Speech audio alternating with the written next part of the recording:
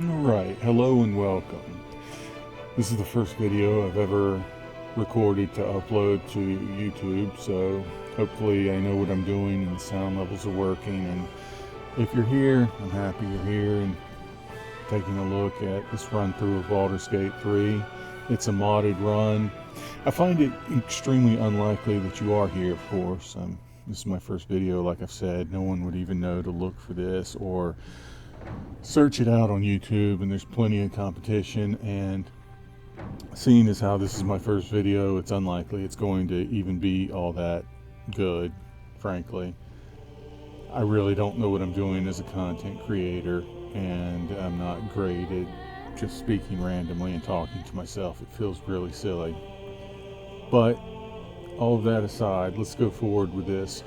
I decided I wanted to do another run of Baldur's Gate 3. I love the game. There's parts of it I don't like at all, and there's parts I really love. But when it's all washed, said, and done, I have a really favorable opinion of the game overall.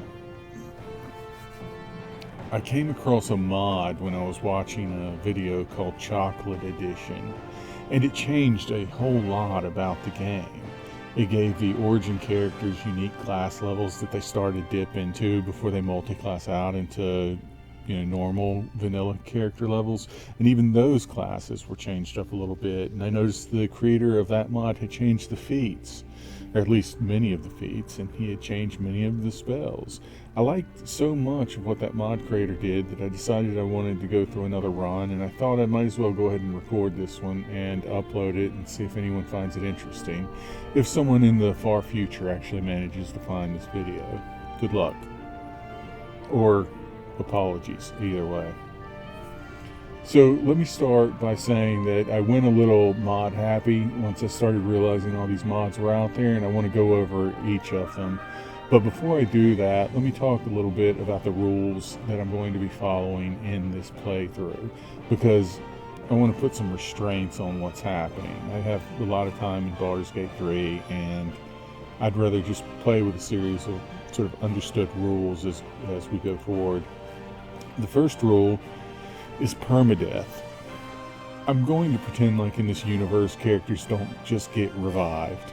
I think that removes a lot of the tension, and it makes it a lot more serious when you see one of your companion characters laying on the ground about to get killed and you really want to save them. It matters, because death saving throws matter, assuming you end up in that situation. So I'm going with permadeath. If anyone dies, they stay dead. I pick another companion to travel with. That one is just gone. The one who died is just gone. The second rule is no fast travel. Let me correct that. It's you have to touch the waypoint to travel to another waypoint in this rule set. The reason I'm doing this is it just sounds like an inconvenience at first, but I think it actually changes the play style up somewhat, and it helps make it more immersive for me. If I'm trapped in some location, I don't want to just fast travel out of it. If I want to travel somewhere, I want to be able to make it to one of the waypoints. I feel like that's kind of the intention of them, is that you touch them or you interact with them in some way, and thus you're able to travel to another one. Not that you can just be anywhere and suddenly poof, you're somewhere else. Which brings me to the third rule in this set, in this run through: no magic pockets. This is a big change, because right now any character can take any item from any other character's pockets and use them. You just shuffle inventory to whoever needs what. I don't like that idea. I like the idea that the character actually has to be carrying the potion that they're going to use while they're in the middle of combat. So no sharing inventory inside of combat. I might make an allowance for it if they happen to be standing right beside each other. But if there's any distance between them, no, I'm not going to let them trade equipment like that through magic pockets. I'm just going to force them to use what's in their inventory. Now, these are my personal rules. They're not any modded rules. These are just things I'm deciding to do on my own, self-limitations. All right, the next rule for this run through is I'm only doing one initial respec. Each character will have the opportunity, as soon as they're recruited, to go through one initial respec. That's a mod that I've put in. I want to be able to set them up for the class I want them to go into with their stats, but I don't like the idea of games that you're in Act 1 with this build, and in Act 2 suddenly you decide to change it up a little bit because it's more effective suddenly. I don't like that idea. There's no continuity to it. It doesn't make sense to it. It breaks immersion. And there are times where I feel like it's just outright cheating. I mean, if you find the gloves of dexterity, they give you a dexterity of 18 and you decide to respec and dump your dex to 8 so that you can spend those points elsewhere, I don't like it. It's not for me. That said, if you play your game that way, by all means, God bless. It's a single-player game, and you should enjoy it however you want to enjoy it. That argument's been beaten to death, and I accept that argument. I'm not here to judge the way anyone else is playing the game. I'm just saying, for me, I don't like it. I don't want to play that way, and I don't even enjoy watching it when it's played that way. So I'm going to skip that. The next rule in this set of rules for this playthrough is more of an umbrella. It's no crazy exploits. What do I mean by that, though? I'm fine with throwing potions. I'm fine with having a mage hand that throws potions. Things like that I'm okay with.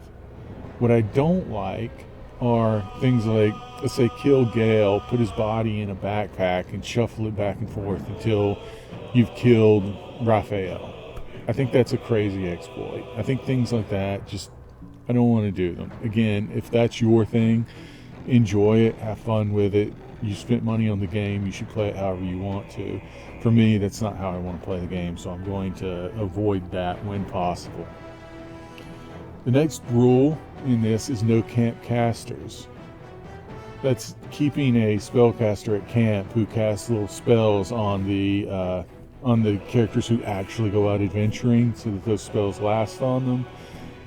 I don't think that's an exploit, but I don't like it. It just doesn't feel right to me, so I want to keep everything contained within the group that's actually going out adventuring. So I'm not going to have any camp casters in this playthrough. And the final rule set in this will be no going between acts. Some players, some content creators or streamers, they'll do things like they'll start in Act 1, obviously, and then they'll go to Act 2 and then back to Act 1 and then back to Act 2 or back again.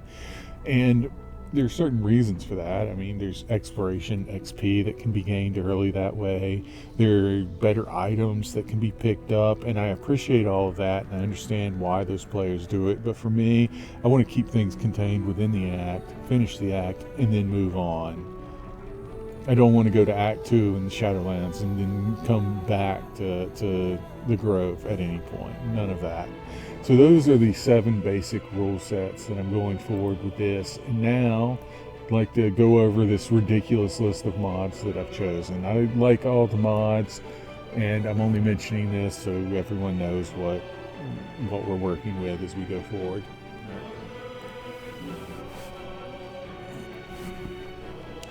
The first is all camp clothes and dyes. I don't like some of the outfits that the game puts the characters in. I'd like to go ahead and just change them for their camp clothes. It's just an aesthetic that I want to change up, and I don't consider that to be a very big deal. Better hag hair. This mod is probably a big deal, and I guess some people could consider it cheating. The idea is that normally the Ethel, and by the way, this is spoilers, but this game's been out a couple years and even longer than that in early access, so you probably know this by this point, assuming you're even watching this video. But anyway, this would be technically a spoiler. The hag's hair gives you a +1 if you opt to get it. The hag's hair gives you a +1 to one of your stats. Well, in this mod, it gives a +1 to every character, right? So every character gets to use the hag's hair. You don't have to choose which one. I like this idea because in my mind, what's happening is, it's like taking the hag's hair and boiling it in water and letting the magic, percolate or whatever you want to say. And then everybody drinks from that drought.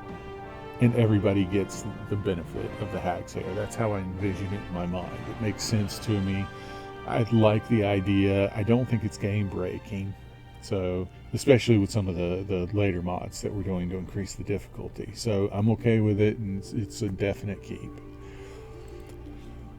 Better hotbar, I've never tried. Oh, by the way, I've never tried these mods. I've only tested some of them a little bit in Act 1 to see how they work and look. I've never actually gone through a game with these mods, and I haven't even seen how Better Hotbar 2 looks, other than on some other videos I saw where someone else was using it.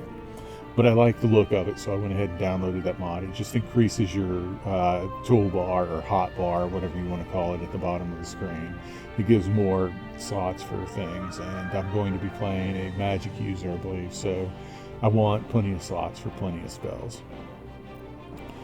Better inventory UI. I don't really know what it does, but I hear people like it, so I went ahead and put it on. Check it out. Better potion of everlasting vigor. This is the potion that you get if Astarion bites, what's her name, Obladra? Yeah, I can't think of her first name. Anyway, when he bites the drow who requests it, she gives this potion. It increases someone's strength stat by +2. This mod makes it so it increases everyone's strength stat by +2. Again, I like that idea. Strength is a useful stat, but it's not a core stat for every character class. So you're generally going to give it to the person who it's going to make the most difficult, the most sense for, excuse me. And that would probably be someone like Karlach or Lae'zel. So their strength goes higher, so they're a better warrior type, right? They do more damage, they have a better attack roll. But if you do it where, in the same sense as the better hag hair, where everyone gets, to take a sip of this everlasting vigor potion, everyone gets the +2 to strength, then you're going to have characters who had an 8 strength who now have a 10. It's not going to be game breaking, but it is going to help them carry more equipment. It's going to help them jump just a little bit farther, and I think it's overall a positive. I don't think it's game breaking. I don't think it's too overpowered. I'm okay with it. It's limited to just strength. You can't pick whatever ability increase you want to increase. So I went ahead and downloaded it, and I'm going to go with it. Excuse me, I have to cough. This one, Chocolate Edition. This is the one that actually inspired me to play this game again. It really made things fresh for me. There's a lot of changes it goes through. We'll just have to look at some of them as we go through the game. I mean, it's got initiative changes right off the bat, which it adds your intelligence score along with your dex score into your initiative. And the idea behind that, I suppose, is, well, it's twofold as far as I can determine. One, I think the mod creator might have just said, hey, everybody's dumping intelligence. Let's get a better stat spread by making intelligence actually valuable, and also lessening the major impact of dexterity, because right now dexterity is the king of all stats to choose. I mean, it does the most. But intelligence, when it adds into initiative like dexterity, it makes intelligence just a little more powerful of a stat to choose, and you don't want to dump it quite as much. But I think there's also something realistic to be said about it. I mean, can you think fast enough to decide what you want to do in an instance, or do you have to sit there and really ponder what you're going over? This, how much is dexterity going to help you when you're casting a firebolt, for instance? Are you going to go faster with it because you're more dexterous, or consider something, I mean, maybe your hand gestures, I don't know, but maybe there's a spell that doesn't have hand gestures, it's just verbal in nature. Are you really going to cast that spell faster because you have more dexterity and hand-eye coordination, or are you going to cast it faster because you can think faster, decide what to do faster, respond faster, right? So I don't think it's completely out of left field. Anyway, there's more things too. Like, there's a lot of class changes. There's changes to feats. There's some extra feats. Every one of the origin characters start with a unique class to them that it's sort of like a dip that they have, and then they move from that into regular classes. Speaking of the regular vanilla classes, all the regular vanilla classes have feats, extra feats at level 2. So that's just an extra feat that your character gets right off the bat. I think that's a great idea. You get it very early on, and it helps define your character. One of the things I think BG3 and I suppose Tabletop has a problem with is that it's really stingy with the feats, and the way they tied ability increase to the feat in 5th edition makes it difficult to choose. You want that +2, but you also want a feat for the flavor. So you end up too often missing out on the flavor, I think. And that's a bad thing. In my opinion, you should be getting more flavor. You don't want to break the game with power, but I don't think an extra feat does that. I think it just adds more flavor to the character and helps you build who you want to build. I don't see how that's a bad thing, and I think it was a mistake all along for it to have been so stingy with those feats to begin with. I think it should have been far more liberal and open-handed with it. Okay, anyways, moving on. We'll go more over Chocolate Edition and all the changes that it makes, but they are substantial, and I do really, really like a lot of them. You know, I mean, there's spell changes as well, and feat changes, and new feats, and all that. So let's move on. Extra encounters and mini bosses. This I've seen a little bit of, and it's great from what I can tell. My understanding is all of these extra encounters are seamlessly integrated. They're, as another person put it, they're tastefully done. They're not just poof. There's a whole bunch of goblins you have to fight for no sense whatsoever. They're done in areas that make sense and with combatants that make sense. I noticed when I was just doing a test in Act 1 to see some of these mods, I noticed I would have a tendency to just walk into areas where I knew were perfectly safe to walk into without even looking, and all of a sudden, boom, I'm in the middle of combat. So it's the kind of thing that keeps you on your toes. It makes the game fresh. I think it's really well done from what I've seen and from what I've heard, and I'm looking forward to a full playthrough with it. I'm really happy and excited about this one. Fade's equipment distribution all in one. These are new items that are dispersed throughout the game.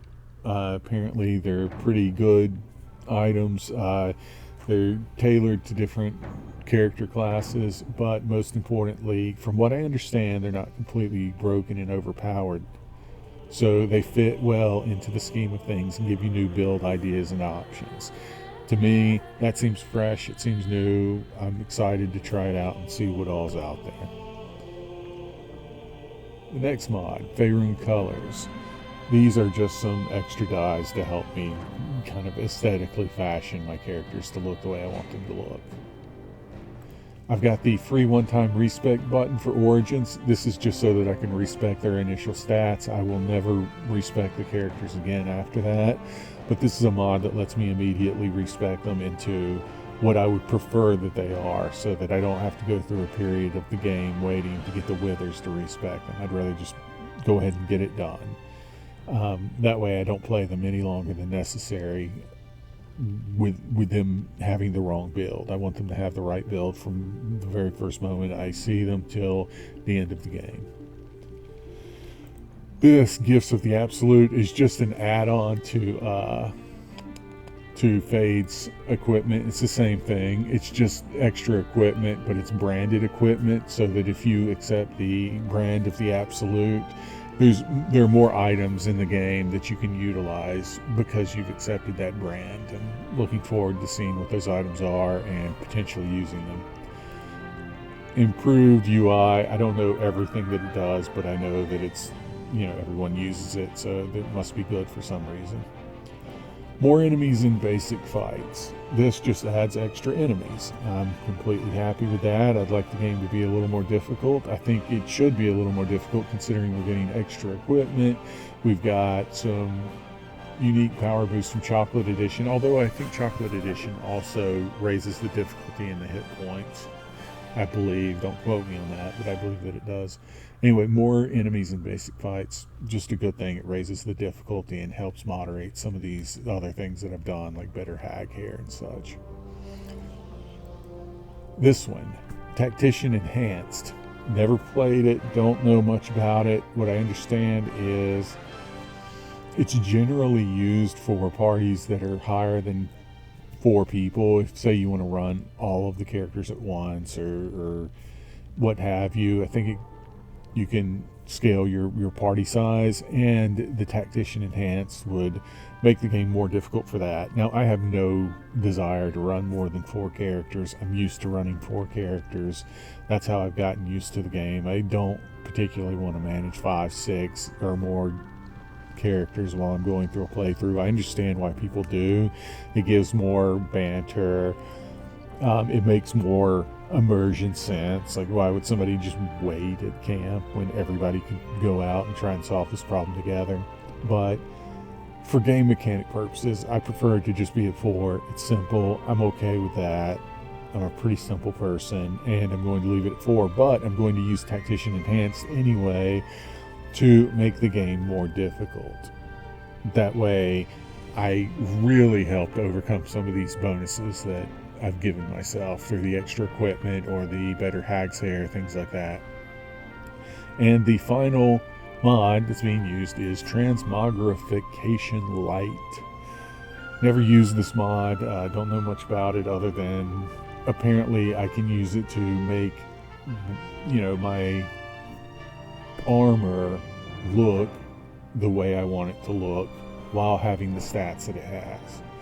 For instance, if I want somebody wearing one outfit aesthetically because of the look, but the more favorable, mechanically optimized outfit is another one, but I hate the way it looks, I can have the best of both worlds. In that sense, I can have my cake and I can eat my cake.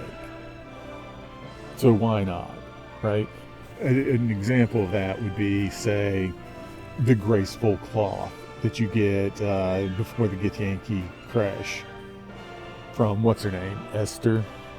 I forget her name. I think her name's Esther. I don't know. I'll remember it when I see it. But she sells an item called the Graceful Cloth. I love what it does mechanically. It gives a +2 to your dexterity. It gives you the cat's nimble thing where you get advantage on dexterity rolls. I love all of that about it, but the way it looks, I really dislike the way it looks. So I want to use it mechanically, but I don't want to use it aesthetically. I don't want to use it for what it looks like. So that seems to me like a good example of something I might transmogrify into looking like a better outfit, or a better, in my personal opinion, outfit. Anyway, those are the mods that we're using in this run through. 15 of them. We have 7 rules that we've established that we're going to try to follow, and 15 mods that we're using. So I think we can go now to new game. We're going to play on honor mode with 1 save. So if this game's over, it's over. Sorry to whoever might potentially be watching if we fail.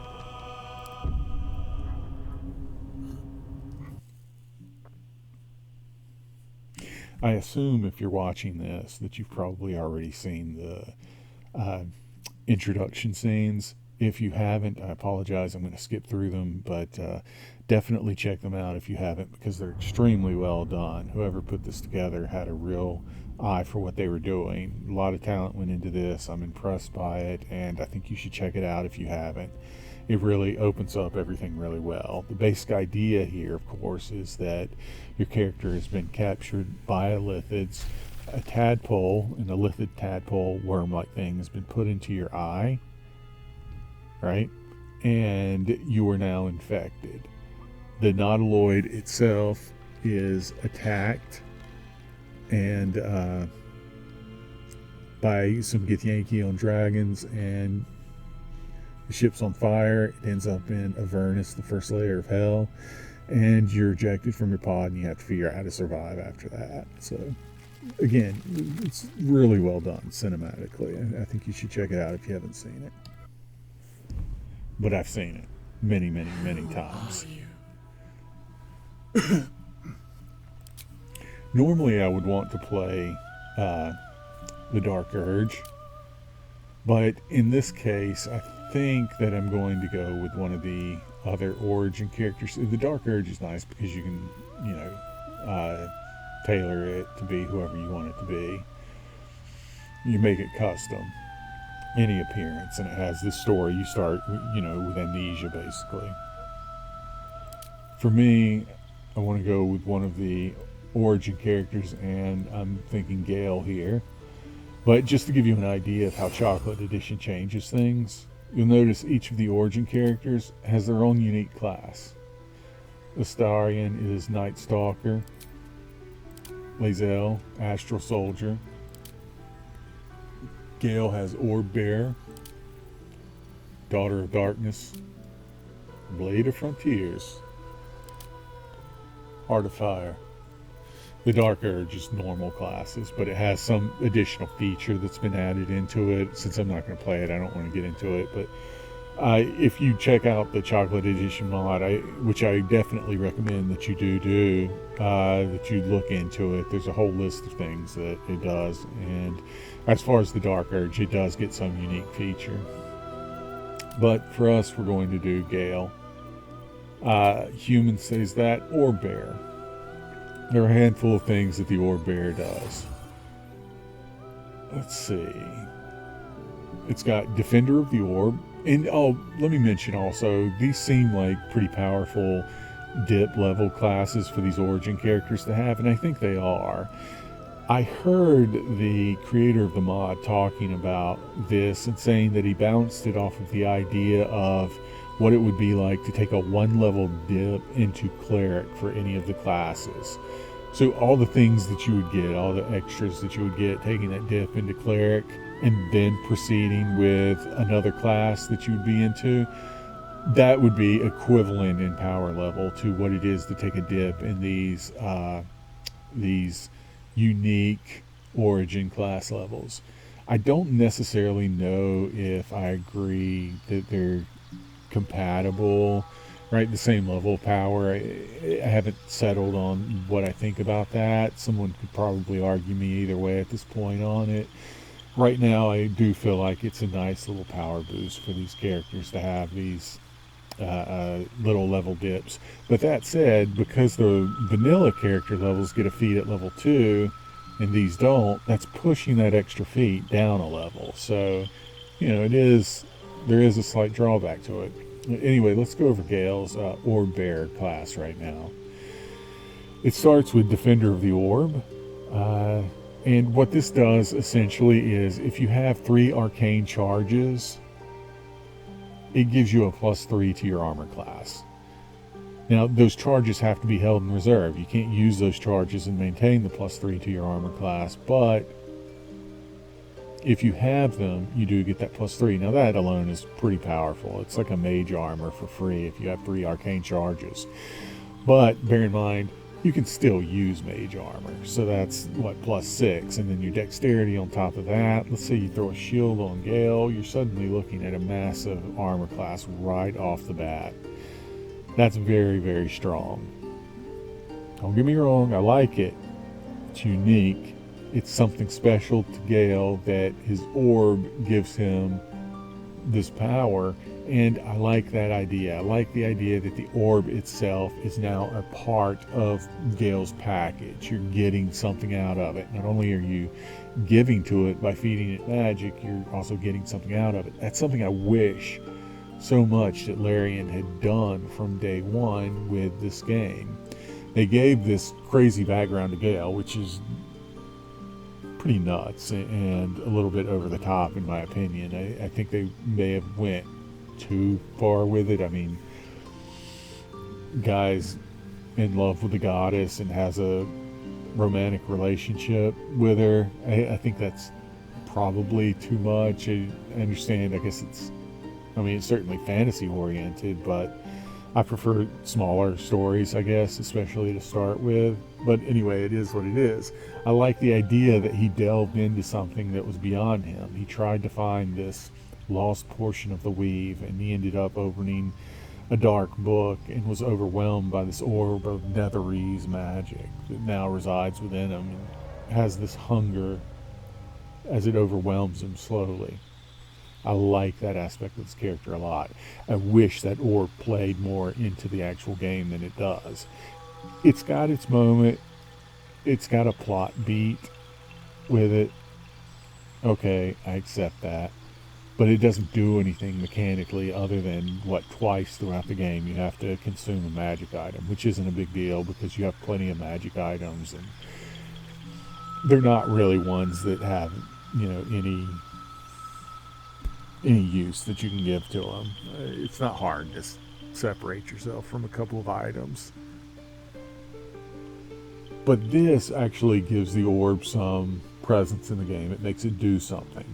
Now, if it were me, I would probably make 12 class levels of Orb Bearer where, he'd go up kind of like a wizard, but with some substantial changes where the orb itself would do crazy things, like partway through, it would give him a counter spell once per long rest or something like that as the orb itself reaches out to eat the magic that's being cast at Gale. Or at the party. I think that would be an interesting use of the orb. This mod only does one level of Orb Bear where, it doesn't do that. It's the kind of thing where once I saw this, I thought it was an inspired idea, and I thought, wow, wouldn't that be great if it went like 12 full levels of doing this? But anyway, I'll take what I can get. It does one level of it. And it starts out with a very powerful ability, Defender of the Orb. Let's see, Power of the Orb, I'm trying to remember these. The orb radiates power through Gale's body, empowering his most basic spells. I think what this one does is it gives you 2 extra spell levels. And by that, they're the 2 spell slots, excuse me. By that, what I mean is they are of the highest level spell slots you can cast. Or the top 2 highest levels. So at level 1, you only get 1 extra spell slot for level 1. At level 3, you would get an extra spell slot level for 1 and an extra spell slot level for level 2 spells. At level 5, you would get an extra spell slot for level 3 spells and an extra spell slot level for level 2 spells. So you see how that works. You get the 2 extra spell slots, but only for the 2 highest tiers of spell levels you can cast. So at level 5, you no longer have that extra level 1 spell slot. Hopefully that makes sense. If not, it'll be clear in the game as we start playing through. It'll make sense. Carsight Recovery. This is both extremely powerful and not that powerful at the same time. Let me explain. What it does is it makes your arcane recovery replenishable on a short rest. So that's great.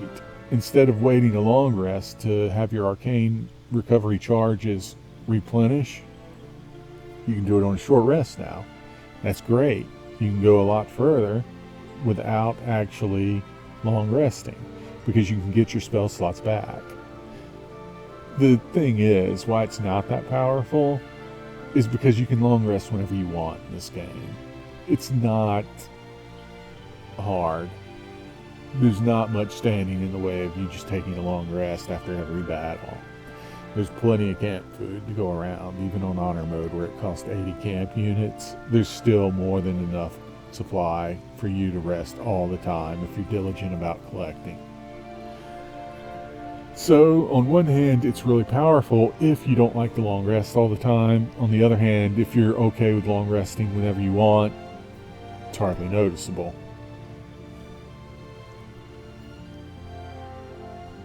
And then there's the Carsight Magic. I'm not entirely sure what that does. I may have.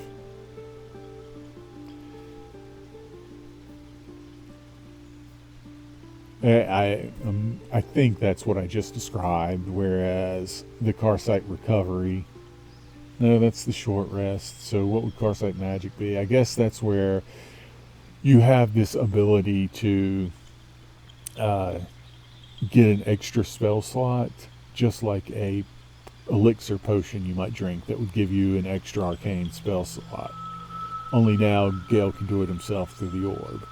But what I don't know if that's it, confuses me about it so much as it makes me confuse it with the Carcite Recovery, is that the Carcite Magic takes an Arcane Recovery charge to give you that extra spell slot, which is basically the same thing that your Arcane Recovery does to begin with.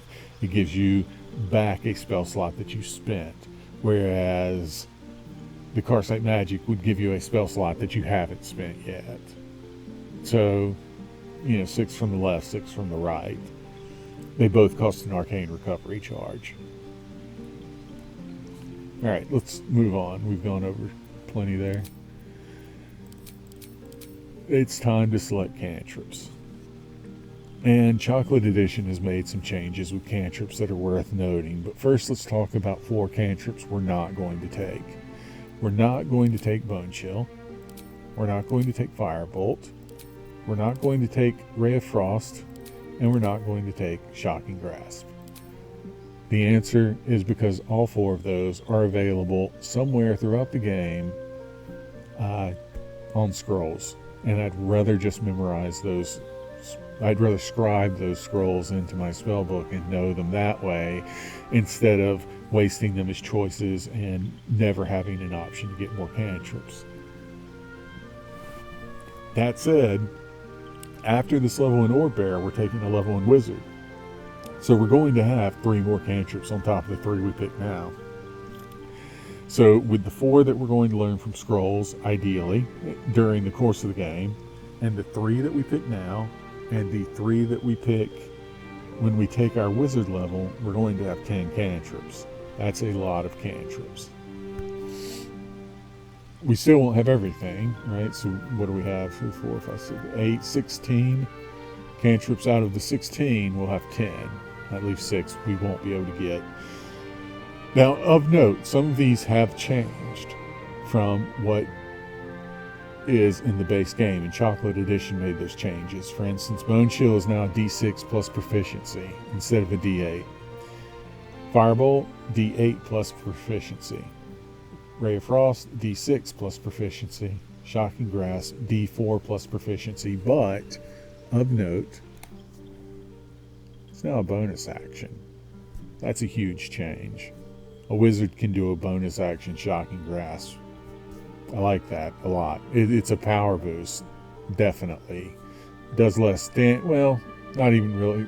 It adds the proficiency bonus there, so that mitigates. But it's a bonus action, and that's great. I love it. But for now, since it can be scribed, I think I'm going to choose some other ones. Acid Splash. Big change on this one. Oh, you know what? I just thought of what this Power of the Orb does. I don't know how this slipped my mind. On any damaging cantrip, if you have at least 1 Arcane Recovery charge, this power allows Gale to add his intelligence modifier to the damage. So as long as Gale has at least 1 Arcane Recovery charge unspent, he can add his intelligence modifier, in this case a +3 right now, to any cantrip that deals damage, which would be Acid Splash, any of these basically. Anyway, the big change with Acid Splash in Chocolate Edition is it does a D6 without a saving throw. Yes, it's automatic damage. They definitely take it. You don't roll to hit. There's no saving throw. It's just have a nice day. Here's a D6 of acid damage. And in Gale's case, here's a D6 +3 in acid damage. This is a must take in my opinion. It becomes one of the most powerful cantrips because it's guaranteed damage. There's not much in this game that's guaranteed. You want to take guaranteed over RNG any day of the week. That's one of the best ways to mitigate things. When someone's low, you want to make sure you're taking them out, hit them with Acid Splash. It's a great cantrip now. It's 100% worth taking. I would not dismiss it. A couple other major changes that have been made that are worth pointing out. Blade Ward. Blade Ward is now a bonus action. So imagine that. You can do your action and a bonus action and be resistant to bludgeoning, piercing, and slashing attacks. But you're thinking to yourself probably like, "Ooh, why wouldn't I do that every single round?" And the answer is because you can only do it once per battle in Chocolate Edition. So it majorly upped the power of Blade Ward, made it a lot more attractive to pick, because you can do it as a bonus action, but it didn't entirely overpower it because you can't do it all the time, every single round. Right? You can only do it once per battle, which could last who knows how many turns. So you have to be diligent about when you pick and choose and decide to use Blade Ward. Is very powerful now, but it does have that limitation. Now me, if I had done the mod, I probably would have made it every short rest. You could use Blade Ward, just like Mage Hand is, but I'm not the mod author. The mod author decided to make it once every battle, and as for what it is, I think it's definitely an attractive choice. I think it's a top tier in your pick of cantrips now. That's one thing Chocolate Edition did a lot, I noticed. It made the choices so much more interesting. Before, one of the flaws of BG3 was always that you knew what the best choices were each and every time. There was no moment where you were like, should I do this or should I do that? Like, you always knew True Strike was a terrible choice and Firebolt was a great choice. And the same was true with feats and even classes and subclasses. Well, Chocolate Edition went in and really changed that a lot. It made it where a lot of these choices are much harder and much more rewarding. You can go for things you would never have gone for before and feel good about them. For instance, True Strike. True Strike was always the noob trap. Someone would take it thinking like, this is a great cantrip, gives me advantage on attacks. All I have to do is waste an action before I get that advantage on my next action, right? So you basically, you instead of rolling twice to hit someone twice, you take True Strike and then roll twice to see if you hit someone, right? You get nothing out of it. It was just a terrible, terrible pick before. But now, it's a wonderful pick. And the reason why is because it's a bonus action. And it follows the same rules as Blade Ward. It's a bonus action that you can use once per battle. Again, I would have done it once per short rest, but I'm not the mod author. The mod author made it once per battle. I like it. It's powerful. It's attractive and definitely a top pick. In fact, I'm 100% getting it for Gale in this playthrough. And the final one that I'm picking is just a good old-fashioned Mage Hand. Can't hurt to have a Mage Hand just floating around whenever you get a chance. Moving on, we've got our spells. Now, we've got one level of Orb Bearer, so these spells are always going to be the ones we can prepare with our one level of Orb Bearer. And then when we move into Wizard, we'll have another spell preparation area where we can prepare spells for our Wizard. But for our Orb Bearer, all we're going to ever have are the ones that we pick. And additionally, any ones that we actually scribe and learn. I'm not sure how that works yet. I want to check that out and see how it goes. But I think what it basically means is we can never have many that we've scribed that we can actually have prepared at the same time. We're always going to be limited in that regard. I'll have to see how that plays out. But for now, let's go ahead and pick our 6 spells. Things I'm pretty sure I'm going to want: Find Familiar, Mage Armor, maybe Magic Missile, Long Strider, Sleep. I know a lot of people don't like Sleep, and they have reasons for that. They say it gets less powerful as the game continues. There's probably some truth to that. They have issues with it because the enemies have a tendency to just shove one another using a bonus action to wake each other up instead of a help action, which is an action. So they don't even waste much in the way of action economy to get each other up, and then they could still attack. So it doesn't really do that much. Well, I think that depends on the initiative order that things happen in. If you pay attention to that and you get them at just the right moment, you can really drop combatants and you can get critical attacks on them afterwards. And it's guaranteed if they're of a certain threshold hit point limit. There's no RNG, there's no saving throw, there's no attack roll, there's nothing. If you're not a half elf, if you're not an elf, you're going to sleep, as long as your hit points are below a certain amount. I think for that, anything that's guaranteed is just powerful enough to just go ahead and take. And Gale's definitely going to pick that one. Now, Shield I would normally take because it's a great spell, but I think I'm going to wait on that because I'm only going to be level 1 on the Nautiloid. After the Nautiloid, or shortly thereafter, depending on how things go on the Nautiloid, you hit level 2, and I'll have my class and wizard and be able to take Shield as a spell. But for now, I'm only going to have 4 spells I can prepare, and Shield's just not going to have room to be one of the prepared spells, so I'm going to pick something else. And in this case, I think I'm going to pick False Life. So just to go over it, find familiar, Mage Armor is a definite.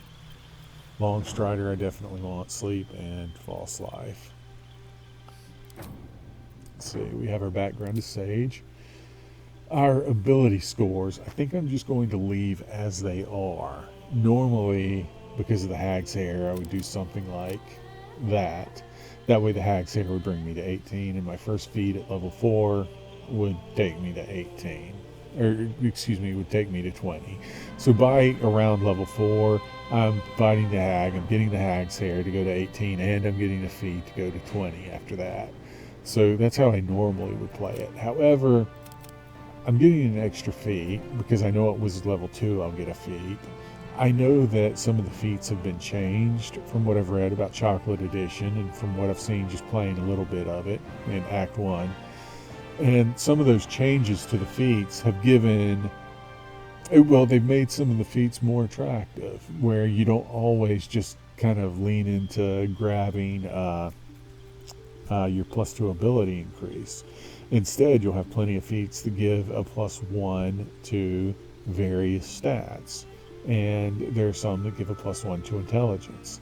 So let's say I take a feat that gives a +1 to intelligence and get to 17, and then I use the Hag's Hair and get to 18. That I would prefer, because I would get the extra benefit of the feat, excuse me. And that provides more interest and flavor to the character, which I'm always a fan of. So I think I'm just going to go with the recommended stat spread here, and I'm somewhat happy with it. Gale's strength, he looks stronger than an 8 to me, but I can accept it and swallow it because he has this Carside orb that's maybe weakened him a little bit in his chest. His charisma, personally I think Gale's a little more charismatic than an 8, but he does mention at points throughout the game that he has no other friends other than Tav, and he is somewhat pretentious. He does spend most of his time in his tower talking to his cat. I mean, it's not unreasonable to put him at a charisma of 8, I don't think. Makes it hard to have him as the lead face of the party, of course, but we do what we can do. So with our skills, let's see, we get Arcana and History from our background, which means our choices are, let's see, Investigation, Religion, or Insight. I like having Insight for the skill rolls. And for our other skill,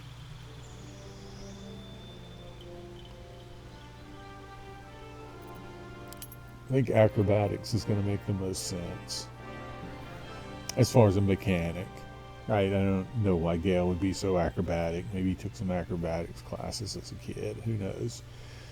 Went to gymnastics when he was young. But it's probably the best one that he can take right now. That's to resist getting shoved, which he's not going to have a high strength, so it's going to be relying upon his acrobatic skill to avoid and resist those shoves. Which brings us to our prepared spells. These are what we have on the Nautiloid when we start. Find familiar is something that we can add and remove once we have the familiar, so we'll worry about that when we summon one. It's not going to take up a slot from us. Long Strider is a great one, especially when you get to the helm. You just want that extra movement. Mage Armor is a must. It's going to help keep some of those attacks from hitting him, and he's not going to be able to use that +3 orb addition to his armor class because he's not going to have 3 arcane recovery charges. He won't have that for a couple more levels. So Mage Armor is going to be a definite. Sleep may help. And Magic Missile seems like the obvious one here, but I'm actually going to go with False Life. False Life's going to give him just that little extra bit of survivability, number one, with the 7 temporary hit points, but because of Chocolate Edition, there's another aspect to it where it reduces damage that's taken by 1. So I think that's a nice little addition, and it's worth taking. So these will be my prepared spells. I'll probably drop one of them briefly to pick up Find Familiar when I'm able to, bring in the Raven, and then get rid of that spell slot because it's the only one you can do like that, where you can cast it and then drop it from your list and bring back in something like Sleep. So that's pretty much where we're at. I've got a 13 spell save DC, plus 5 spell attack. We've got our spells chosen, our abilities chosen. We've got our skills, we've got our spells and cantrips. Our class, I think we're ready to proceed. You need a guardian. Choose one. A lot of people will just do random things with the Guardian, and I understand that, especially knowing what you know about, the story, the spoiler story behind the Guardian. But I don't like to do that random thing where it just makes them look ridiculous, because I want to take the story seriously. I don't want to laugh at it. I don't want to gawk at it and make jokes about it. I'd rather just take it as it's intended to be taken. And so I want to make a Guardian that is somewhat inspiring or attractive in some way to help with the immersion and get involved in the storyline as the storyline is intended to be enjoyed. Again, if you're playing the game, by all means play it however you want to play it. I'm not telling you you're doing it wrong. I'm just talking about what I prefer myself.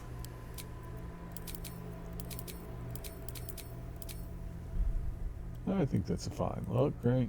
Don't need to do anything major. It works well enough. Don't want to waste too much time on it because I know the spoilerish aspect to it, but I think this satisfies what it needs to accomplish, and we're ready to venture forth. I'm going to go ahead and let this play out. I know I said I was going to skip it, but I'm going to let it play out because I want to go grab a quick cup of coffee. I'll be right back as this plays.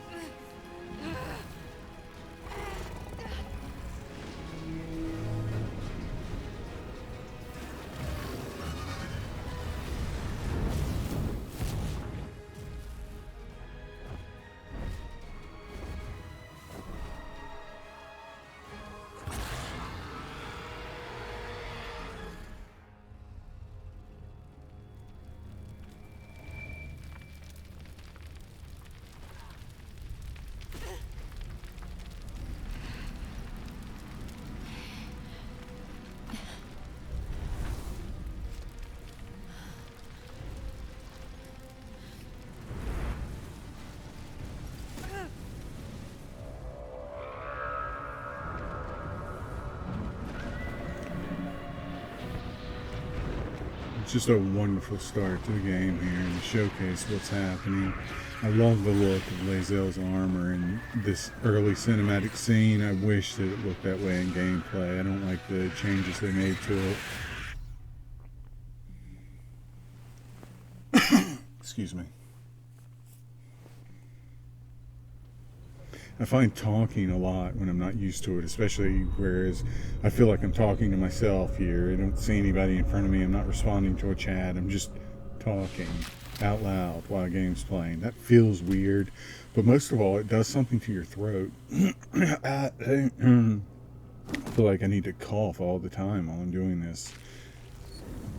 It's not a medical emergency, I promise you. I just need to cough.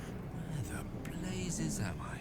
Alright, so this is the Tactician Enhanced mod, which tells you about how it works and things like that. Basically, it says there are two ways to do it. You can do a static mode where you pick the way you want it to be, or you can do a scaling mode, which means at X party member size, enemies will have the following. So at 1 party member, it's this, at 2 party members, at 3, at 4, etc. So at 4, it's basically no increase to hit points, no increase to action, and no increase to bonus actions. But at 8, it's 60% extra hit points, and everyone gets, every enemy, I should say, not you, just the enemies, gets a +1 to their actions, and +0 to bonus actions. It goes up to 16 party members, which is, yes, substantial. But I'm never going to have more than 4 party members. I understand why people do. I understand that it gives better banter between all of the different characters traveling together. I understand that it makes more immersive sense even. It's kind of ridiculous that you limit yourself to 4 members while everyone else is at camp, just so those 4 can go out and try and solve the whole problem for everybody. But for me, I'm used to 4. I like micromanaging 4. The moment more people get added onto the map, it sort of gets cluttered. There's a lot going on. I'd rather just leave it at 4. I'm a pretty simple vanilla kind of person in that regard, so I'm going to stick with 4. I don't have a party size increase mod on here at all, but I do want to increase the difficulty, so I'm going to pretend I'm going to do it not as a scaling mode but as a static mode, and I'm going to pretend that we have 8 party members and give the enemies a plus 60% hit point increase and +1 actions across the board. So we'll do it as if we're 8 party members, although we're only 4 party members, and I think that should make it substantially more difficult, especially with that extra action. But we'll see how it plays out. I'm curious to see how that works for Zalk, Commander Zalk, on the helm fighting the Mind Flayer. It might make it a lot more difficult to see if we can actually beat him.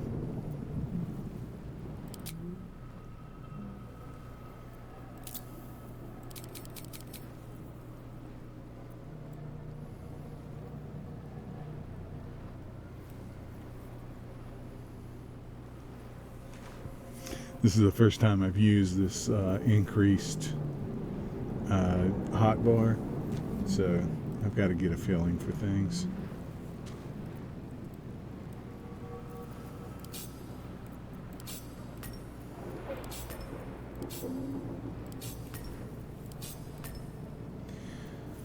Alright, so this is our transmogrify that lets us make our equipment or outfit rather look the way we want it to look. And yes, this is our respec. We get 1 free respec with every origin character until we level up and click that we've confirmed our level up, or we've actually used our respec. This is just so that I can make all the characters stats what I want them to be for the class that I'm going to put them into. I thought for some reason that there were more sliders, but maybe I'm wrong. Maybe I just don't know what I'm using here. Anyway, I'm sure I'll get used to it as we play more. Let's see, pull this back to maybe there.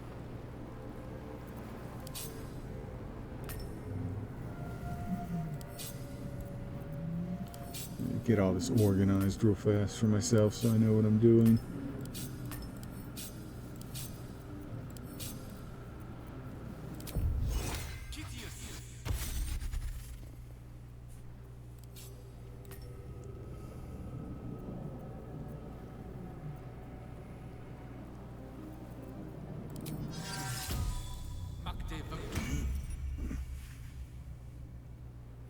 Oh, and notice the way Gale here has 3 spell slots instead of 2. That's what I meant about he gets an extra spell slot. He actually gets 2 extra spell slots for his highest levels, but since he only has 1 highest level right now, he only gets the 1.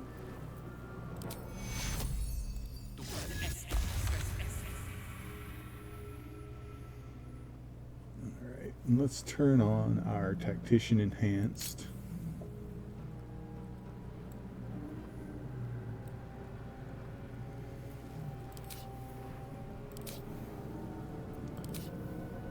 Not sure where to find that.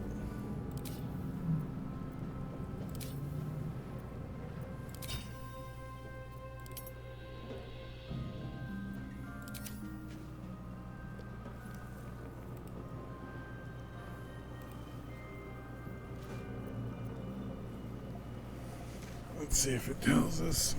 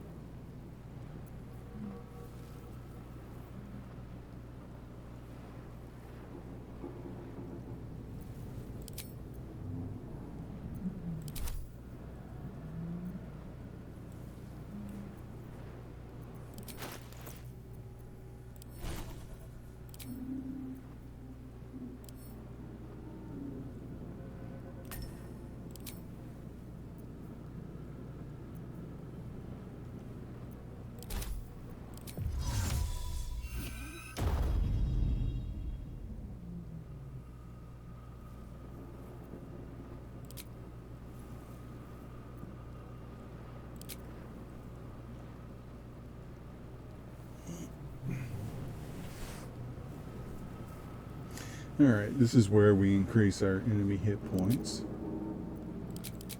And we said we wanted to do it at 60%. So I want to increase enemy hit points by 60%, yes. Extra action, yes. Add +1, no.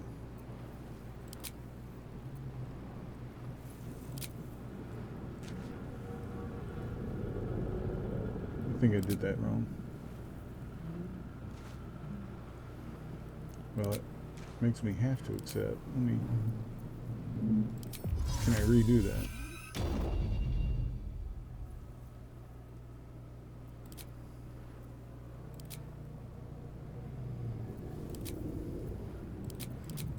Alright, let's redo this. 60%.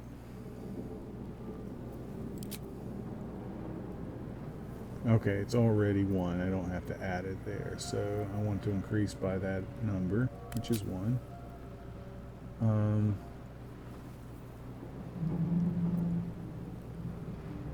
no bonus actions.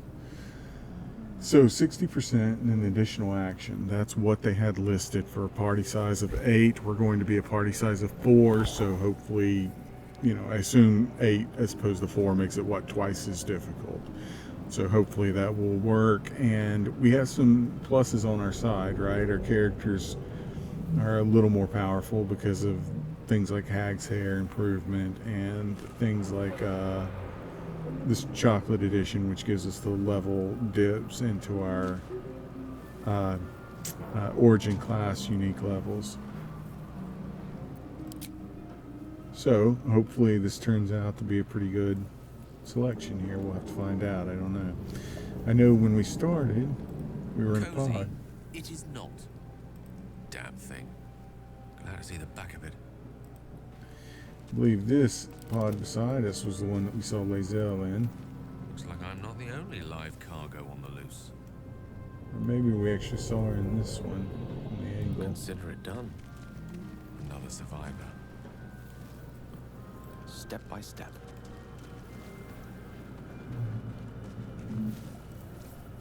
The 9 hells. Or at least one of them. Gale is very learned as an individual. He recognizes the 9 hells just looking out this, but what else would it be, right? Look at the lightning in the sky, flashing red. It's almost like the clouds themselves have caught on fire. A wonderful look for Avernus, for the first layer of the hells.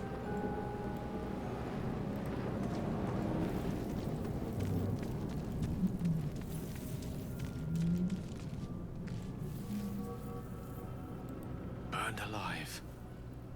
What a bleak end. Not everybody made it out.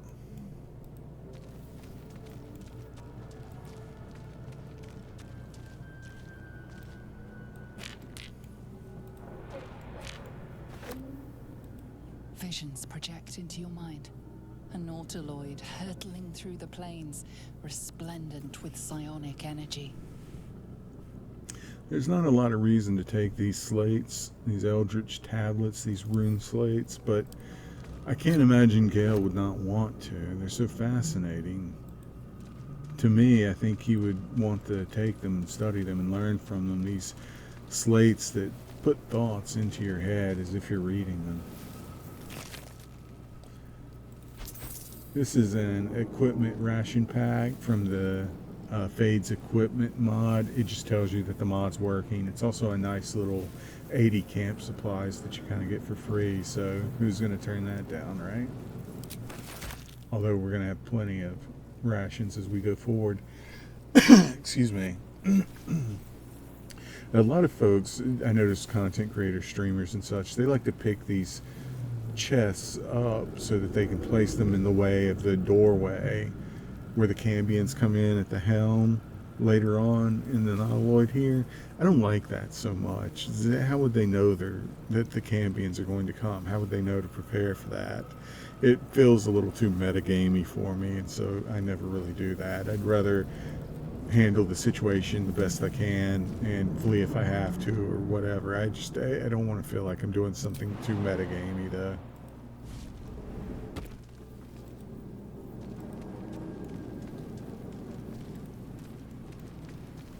Another who didn't survive.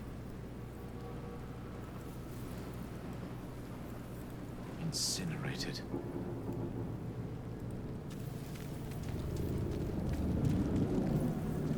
This is the pool that thing came from. The parasite now writhing behind your eye. I'm gonna take a closer look at it.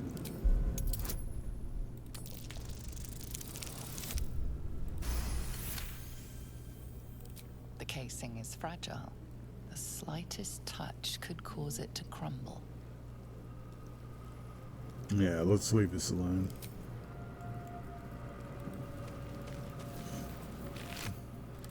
Dead. Serves you right for abducting me. Another empty pod.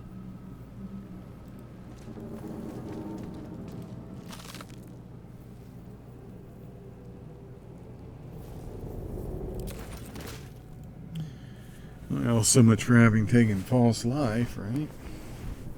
got a scroll for it right off the bat. I've seen that chest has RNG to it, and I've seen it before have a smoke powder bomb, which is always just extremely nice as a start on the Nautiloid. False Life as a scroll is not bad at all. I like it, but it's not nearly as useful because I actually already took it as a spell, so I can't really scribe it. I suppose it could theoretically save me a spell slot down the line.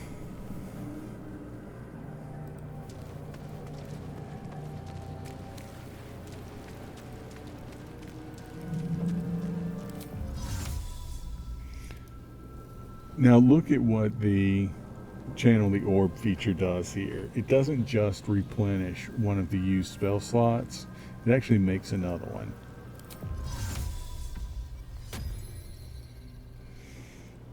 Now the two still have been used, but we have two that can be used now. This doesn't make a huge difference throughout the game unless you have something that refreshes your spell slots like this.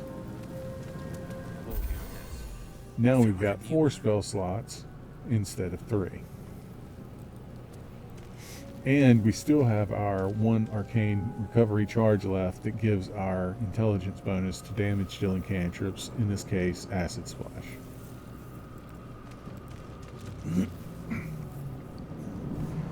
Look at this, the way this undulates here.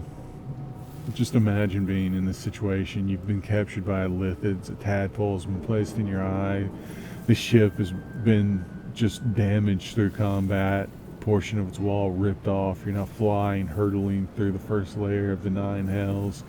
You're trying to get out of this room where you've been ejected from a pod, and you come across this floor where the flesh, the whatever it is just undulating before you. Imagine how sickening this must be and how alien as you go forward. And what is this, a door? You need to go through it.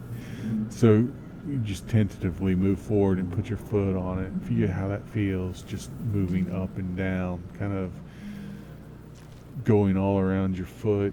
Would you feel it through your shoe? Would it feel gross to walk upon? It's the kind of thing where if you were a child going through a fun house with those crazy mirrors everywhere and the floor that goes topsy-turvy up and down and just, you know, fluctuates, makes it weird to walk on, this would be the kind of floor they would put in if someone could figure out how to manufacture this, just to gross out and weird out all the kids going through it. But Gale's definitely taking a look at this and uncertain about it, and he wants to get through it as quickly as possible.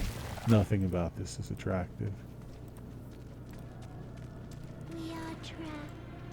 And now there's a strange noise from somewhere, a voice speaking to him.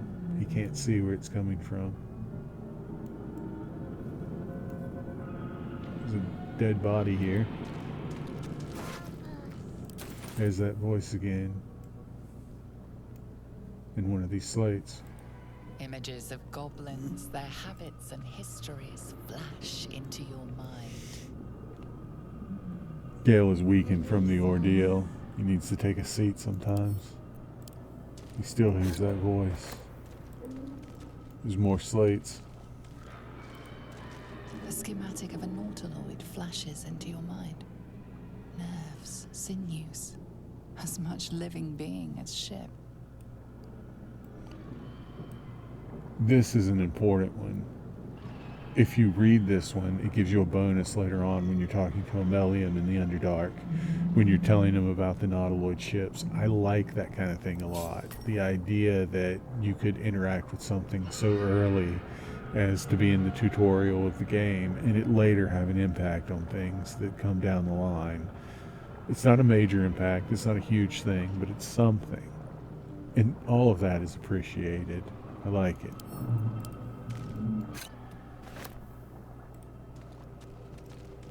A feeling penetrates your mind. An anomaly, one like ourselves, unconnected from the whole. Caution.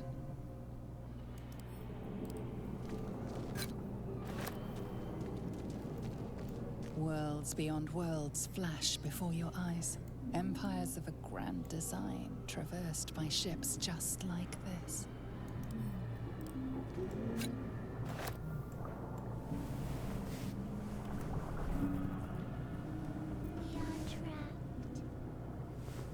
Sorry, I got a text. 1 second.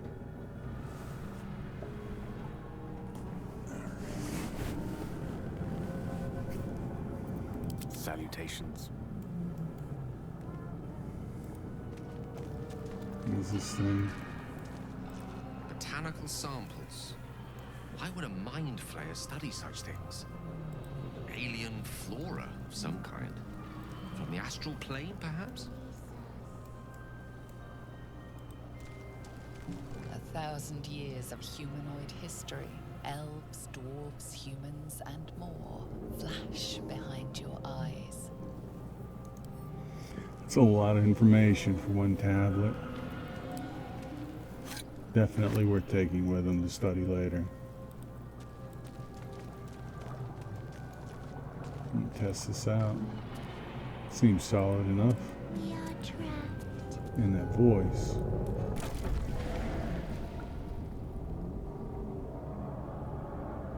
There.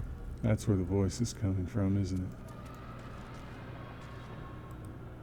Help us.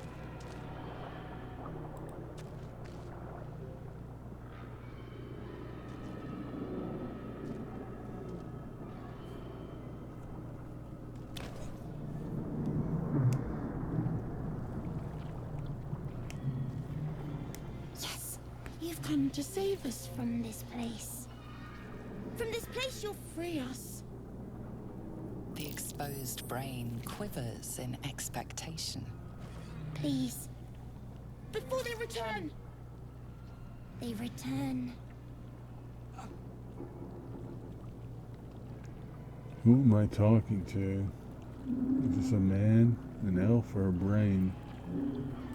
A newborn. Born new from this husk.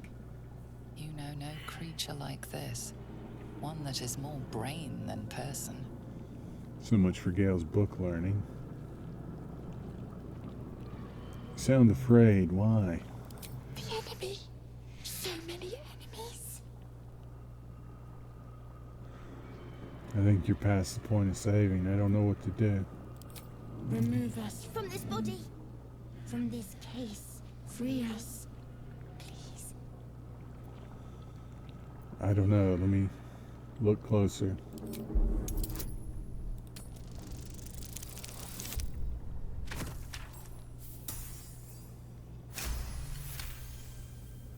You notice edema, a swelling of the brain causing pressure where it strains against the shell of the skull.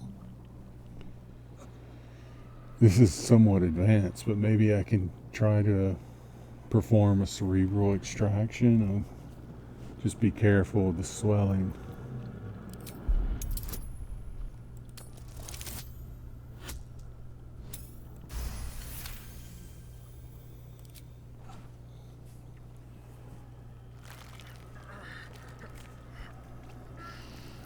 The brain lifts from the skull, but you notice an opportunity.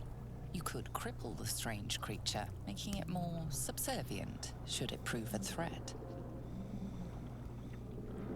Why would I hurt this thing that I just saved? I'll spare the creatures. Any injuries might weaken it.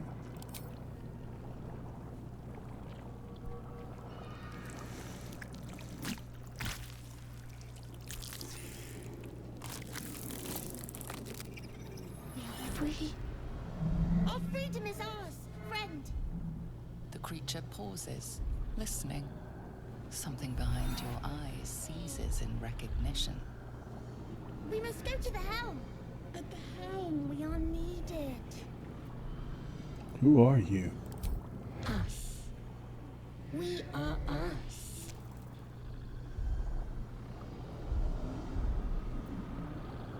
What's at the helm, us? The brain tenses, as though querying an unseen advisor. Do you not hear it? We will not survive here. We are needed to navigate.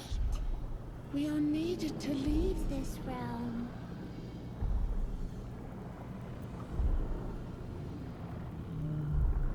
Alright, let's go. To the helm we go. We are going to the helm.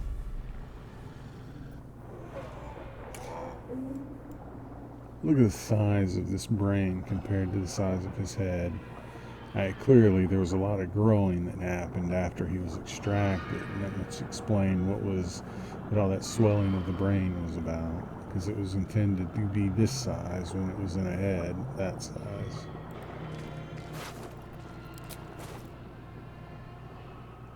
Look at all this. Well, that's something. Brains floating in a container.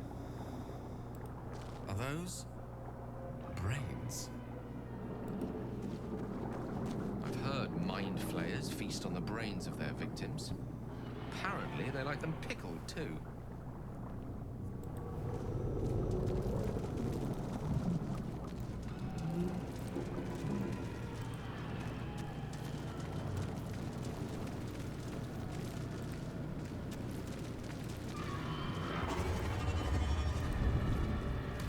Yeah, that's not good. A dragon.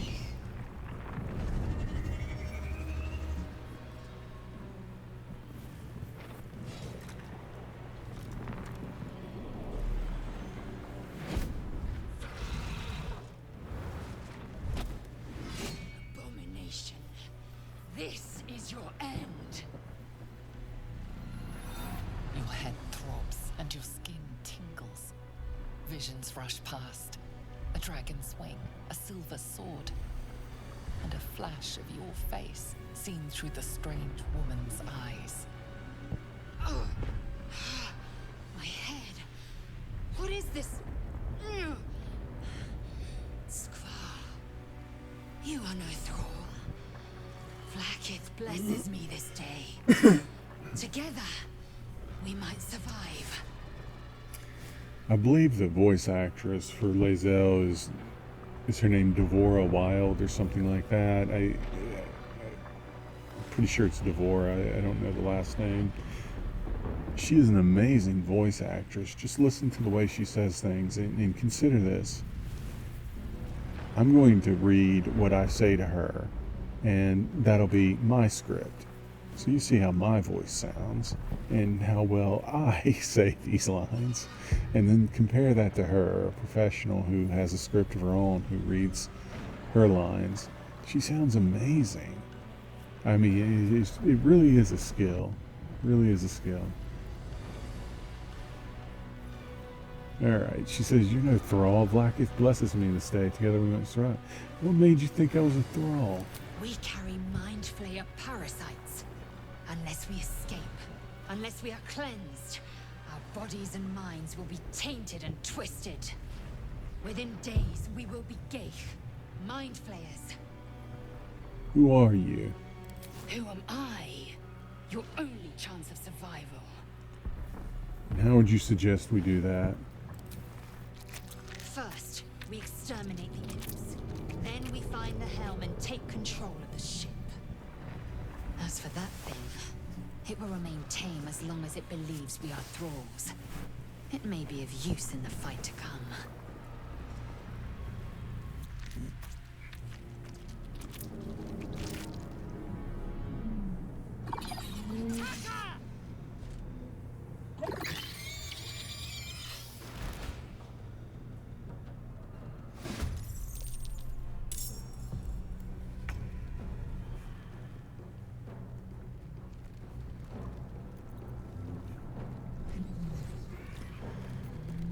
Alright, one of the first things to take notice of here is which ones are ranged versus which ones are melee. The ones with the weapons in their hands, those are melee. They're going to have to close in with you to fight you. The ones with no weapons, they're going to shoot fire bolts. They're going to have range, so they're not going to have to close in, not quite as much. So it looks like there are 2 without weapons and 3 that are holding weapons. Scimitar, hand axe, and the scimitar there. So if we're going to try to play this the best we can, they've got 11 hit points. So we're going to sleep and sleep.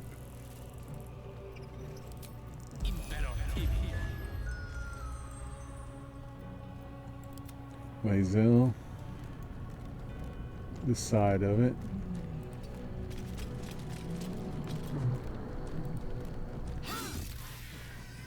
Nice. Let's go ahead and get her set up here.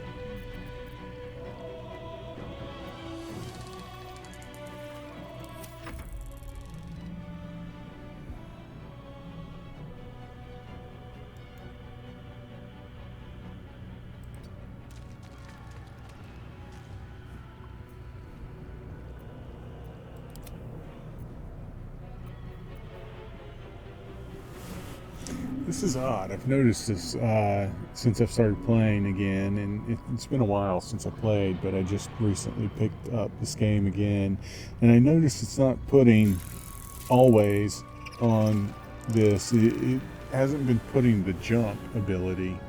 It's still in the common. You can, but you can't grab it and put it on with this, so it's not on the hotbar anywhere. I don't know why that is. But you can still press Z and make it happen. The reason I'm coming over here, by the way, I want to get the critical for one on this. Takes him out. But two, I'm hoping that he's going to have to dash. Now, I would have jumped and saved Lae'zel some movement, but I wasn't sure she was going to be able to do 11 in her first hit, and I thought she might need her pommel strike for bonus action. Turns out she didn't, so hopefully she's far enough away where he will have to dash to use his action. And this one back here will definitely have to dash. So the idea is to create some distance, make them waste their turns while we capitalize on those turns and get them closer to us. Let me recite their demise. And just to be sure, dash number 1. And does he have to dash? Yes, he does. Oh, he has the extra action. That's right. Alright, let's see if we can take him out. So we got 5.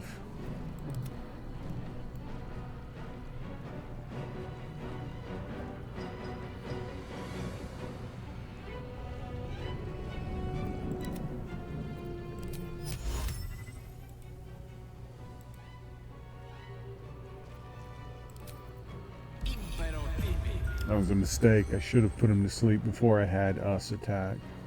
Time to strike.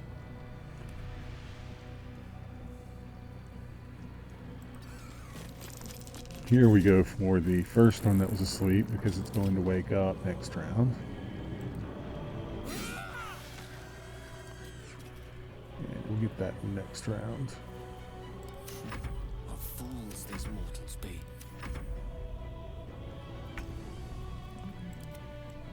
Us take you out.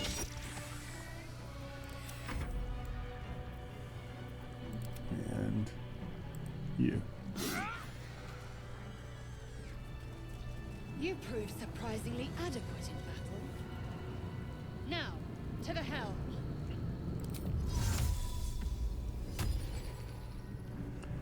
Alright, did another one, but notice I still only have 4. I don't have 5 now, so I guess it might be caps at 4, I don't know.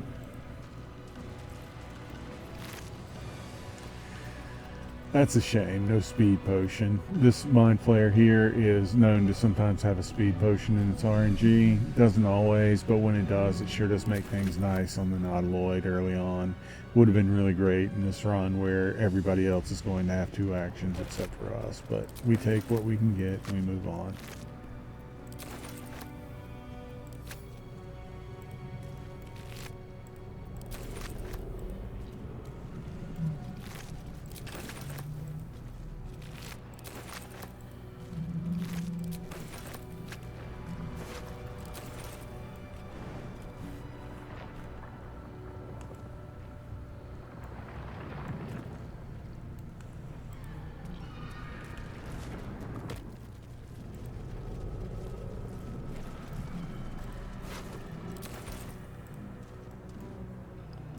Not the time, Gale. That way.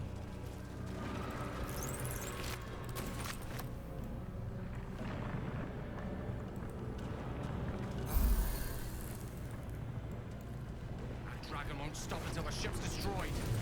Me with it if I don't hurry up.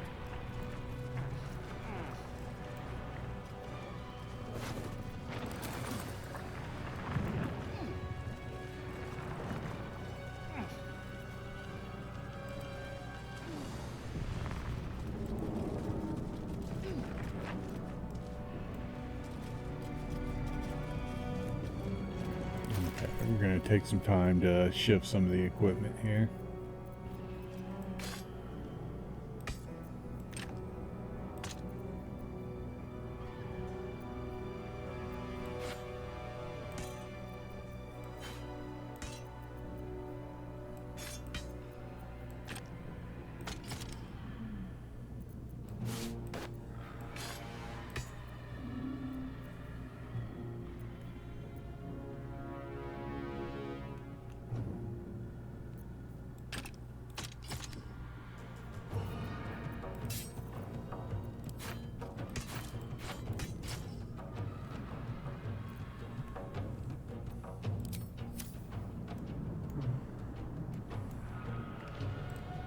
Creature reaches into your mind, its thoughts rattling against yours. Something inside you squirms in recognition. Friend, we will go to the helm now. Where are we? Do you know where we're at? In a realm where we have fled. We have fled to a realm called Avernus, first of the 9 hells. We are escaping a great evil. Why was I forced onto the ship? To know you. To love you. To give you our gift. Something was put in my eye. What was it? A gift. A gift to make you as we are. Soon you will be so beautiful. So powerful. Alright, wait here for a moment. Let me check We what's... must go together. Wait here. Let me check what's behind the door first. We will wait for you.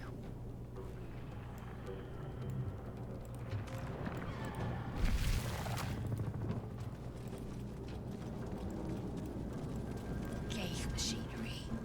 I can make no sense of it. Damn it!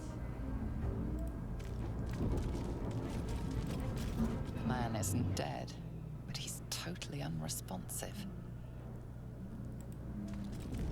Let me out! You! Get me out of this damn thing! We have no time for stragglers. Let's at least look for a latch. See if something might open it. The Plays out. construction is too alien. Nothing looks familiar. This ship is crashing.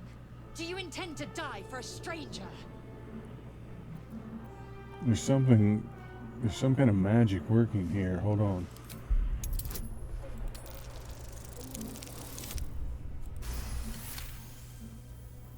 Warding ruins. You feel them drawing energy from the console near to the pod. Are you satisfied? We need to go. This thing's magically linked to that console. I think I can do something. Hurry! Please!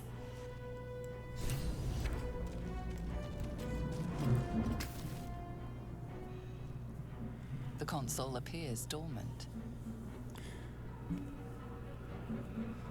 Before I do anything, let me look for a switch or release or The something. mechanisms are completely unrecognizable at first, but then you spy an empty socket. Alright, well, I don't have anything to put in that, so let me just inscribe the device with the glyphs I sensed. The console hums to life. And take a closer look at it, see what it might do if I can figure it out.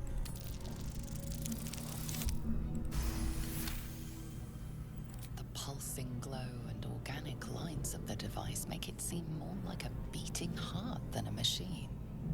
Perhaps it will open the nearby pod. I'll put my hand on the console. Suddenly, you feel a hideous squirming in your head. The parasite. Then discomfort fades, and another sensation washes over you. Connection. Authority. Will the pod to open.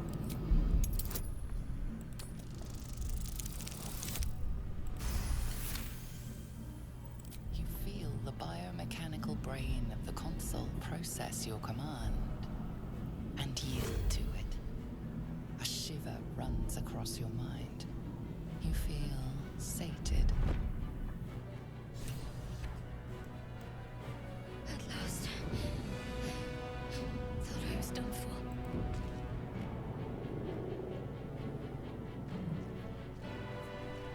I thought that damn thing was going to be my coffin. Thank you.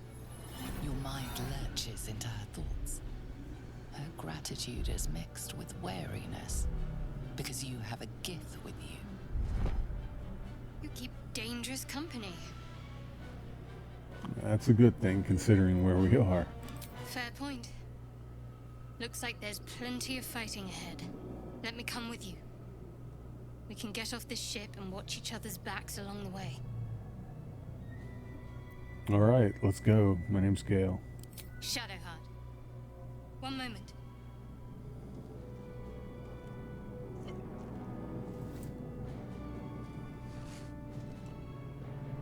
Come on, we gotta go. Finally. Let us make for the helm. We've wasted enough time already. She's right. Lead on. Something the matter? Besides the obvious, that is. Shadowheart, that's a weird name, huh? Pondering my name won't get us off this ship. Let's stow the small talk until we're safe, shall we? Alright, fair enough. Let's go. I'm right behind you.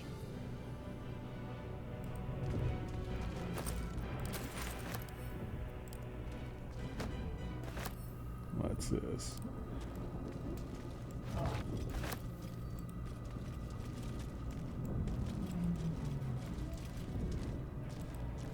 Life flickers in his eyes, but he seems totally unaware of his surroundings.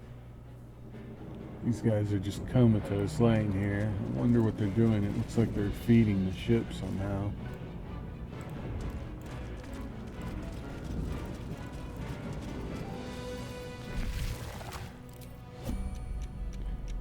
Yeah, that's a shock. I didn't expect to see that.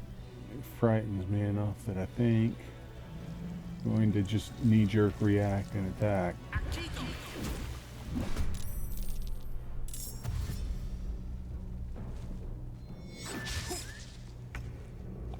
That extra action.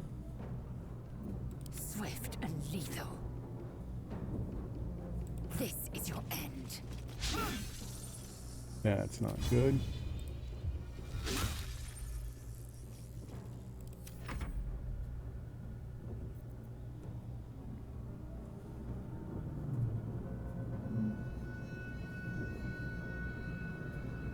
Let's end this.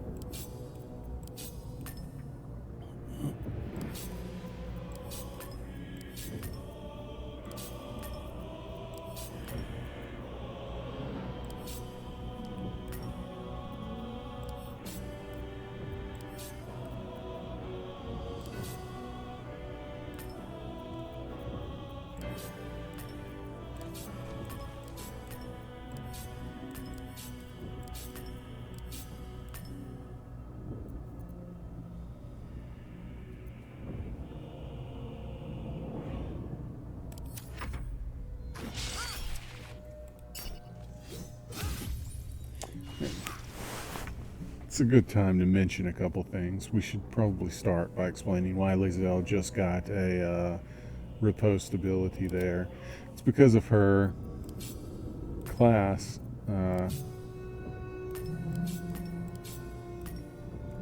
Origin class level in Astral Soldier. So she gets a few things for that. She gets great sword fighting. When you attack with a great sword, you deal additional damage equal to your superior Githyanki intellect. Grant a +1 bonus to attack rolls with great swords. So she gets damage bonus from her intelligence, and she gets an extra +1 bonus to attack with her great sword. She gets something called the Lesser Githyanki Parry. At her home crash, Lae'zel was taught consistent, powerful, and efficient parry. As long as Lae'zel has a reaction point remaining, reduce her damage taken from bludgeoning, piercing, and slashing sources by 1d4. This is called a Lesser Githyanki Parry, and it's clearly based off of the Githyanki Parry that we later see at the Githyanki Crash. Kalir? No, she's from Kalir. Crash Yelik. Something along those lines. Later on at the mountain pass, the Githyankis there have a Githyanki parry that the first attack that tries to hit them, it takes off a d10 from the damage, and then you attack them as normal. This is called a Lesser Githyanki parry. I'd actually argue this is more powerful, because as long as you have that reaction point, which it doesn't eat, as long as you just have it as a resource available, you consistently get that d4 taken off. So if 50 rats attack you, all those rats have to go through that d4 before they hurt you. If 50 rats attack someone with just the Githyanki parry, only the first attack would take off that d10. So I think if given the option, I mean, this seems like the superior option to me. But anyway, it's called the Lesser Githyanki parry. I think it's interesting and really neat that that they get these abilities in these classes. Let's see, that's just your basic Githyanki. And riposte. When a hostile creature misses you with a melee attack, you can respond with a regular melee attack. This is a reaction, so it does take your reaction dice to do it. But, you know, it can definitely be worthwhile. Shadowheart is similar in that she has some extra things also. You might have noticed a couple of icons here. She's got the Shadow Step ability where she can move from one shadowy area into another shadowy area within, you know, 60 feet, probably, something along those lines. So that's interesting. It's something that the Servants of Shar get. She also has this Bind Shadowheart's weapon ability. It works with either a spear or a dagger. Let's see here. Bind a spear, or I can barely see that from this angle. Sorry, the angle I'm at, it's hard to read. Bind a spear or dagger to your main hand. Its damage becomes magical, and it will return to you when thrown. You can only have one favored weapon at any time. The weapon returns to its previous state if you're more than 5 feet away, etc., etc. So, extensive training with daggers for both torture and combat. Grant Shadowheart additional damage with daggers equal to her dexterity modifier on melee attacks. So she's especially good with attacking with daggers. And she gets her shadow move, and I want to say that this allows her to attack with her wisdom modifier. Am I right about that?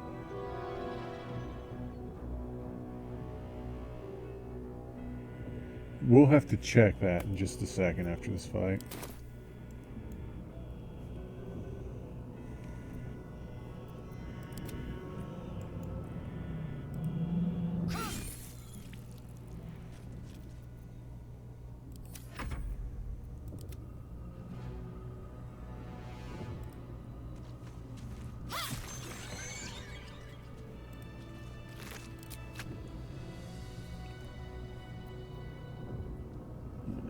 Let's see. So right now,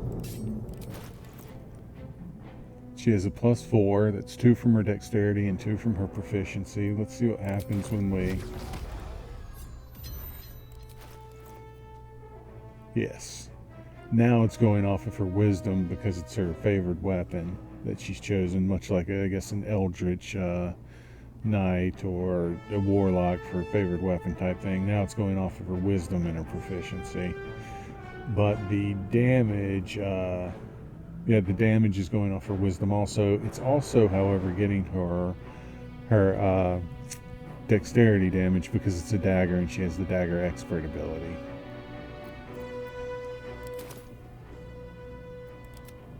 We're a long way from Waterdeep. Skvar. How many hosts of these Gale infected? Another note that should be made with one of Shadowheart's spells, specifically Shield of Faith. This spell has been changed. It's no longer concentration. It lasts until long rest, but only in 5-turn increments. Right? Now that's a little bit strange. She cast it on Gale, so what does that mean? Oh, I have the Let's go to magic touch. Gale and see if we can figure that out. Yes. Now Gale, until long rest, has the Shield of Faith ability. He can cast it on himself, or I guess technically on someone else, but on himself, and it lasts as a bonus action, and it lasts for 5 turns before it goes away. But after it goes away, he can recast it again on himself, and that lasts all the way until long rest. It's an odd mechanic. It's not like anything else that I think's in the game, but it's interesting. I'm not sure why the mod creator did it, but it's interesting enough that I like it, and it's certainly strong enough that I'm going to utilize it. So. Indolence breeds madness. Alright, let's get Shadowheart set up with a crossbow here so she has some sort of range other than her spells. Actually, everybody just do that.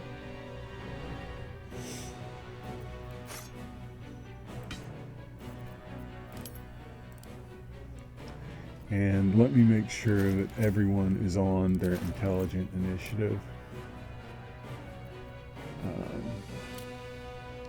Hers should be 2, 3. She's on a 2, which means I need 2. Now she's on 3. Hazel, you're on a 3. That sounds right. You got 2 and 3. So yes, and I applaud your taste. we've got you on your 6. So that's all correct. We're going to respec, use our initial respec on Lae'zel and Shadowheart in just a second here. The dazed woman is trapped inside the pod. She doesn't notice you. Gale needs a seat. Strange. I hear voices. I hear nothing of the sort. The chair. It must be connecting you to the mind flayers. Oh, goodness. The last thing I need is a seat if that's what it's doing.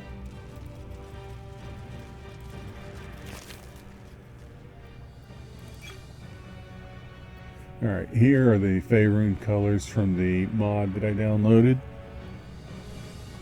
So I can change up with dyes the way things look. This is, I think it's the pack for the branded items that are included in the game, but we don't want that. We want to find those as we go forward, so we're just going to leave that there. We'll find them moving on. A brain. Not so miraculous outside of a skull. With haste. Look at all these pods. Each and every one of them filled with someone, some life. There's nothing can be done about it.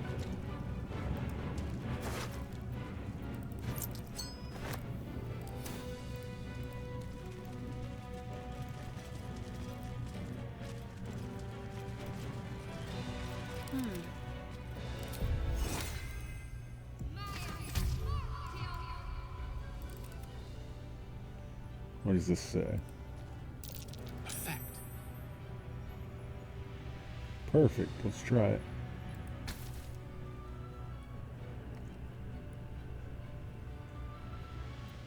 As you place your hand on the pod, you hear something. A presence connected to the pod, commanding the person inside to change.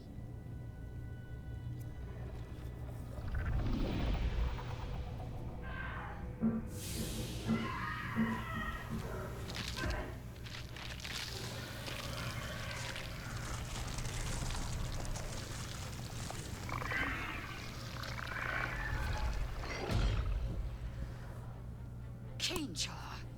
Changed at the pull of a lever. How? If we are not purified, this may be our fate. God, it's horrifying. And a touch fascinating. Now, this scene is great because it effectively gives us our stakes for the game. We see what happens if everything goes wrong. That lady turned into a mind flayer. The idea of an illithid's perfection is something different from ours. It's a cold lesson that we have to take, and now we know what future awaits us. The newborn mind flayer stares at you, weak and dazed.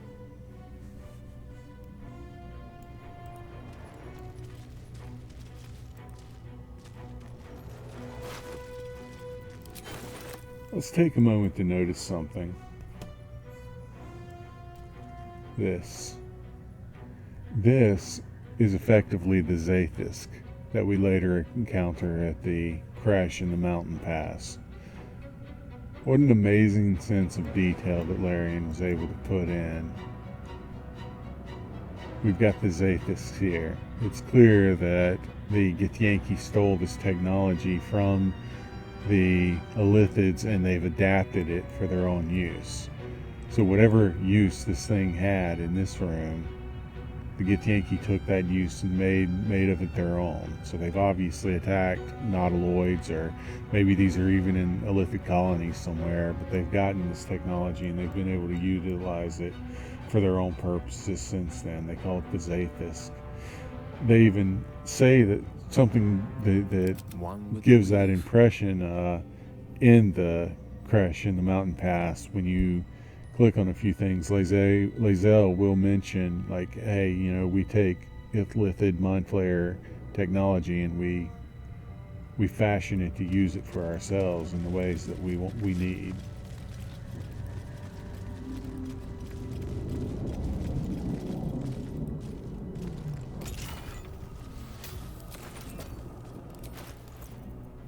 No need to carry that key around the whole game.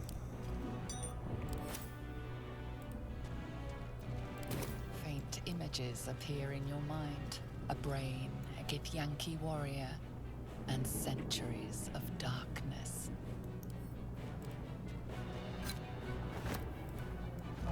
Another brain. These jars are nothing if not consistent.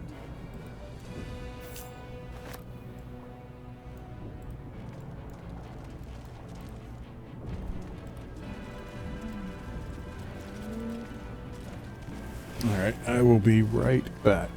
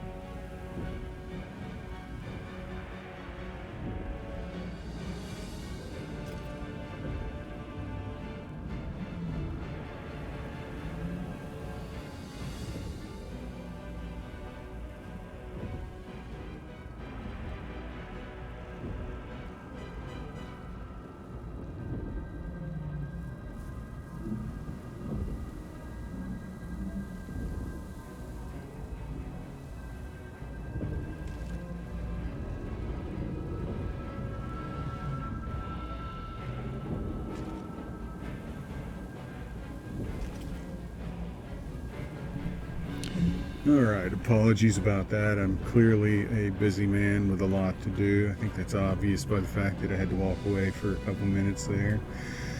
You can all be impressed with all the important things I have to get done when I'm not spending my time streaming this game here. Anyway,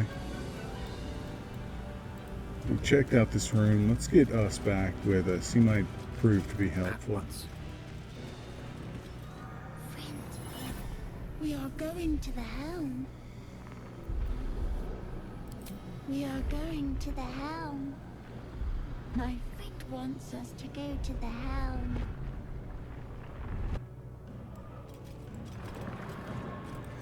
I like Us. I feel like we have a fast friendship forming.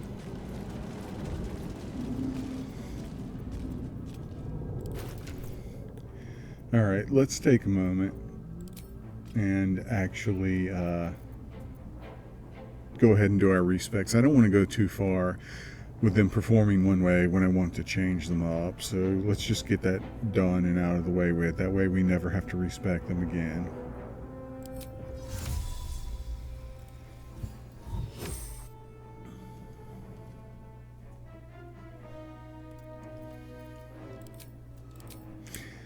So this is the Astral Soldier class that Lae'zel gets to start with in the Chocolate Edition mod.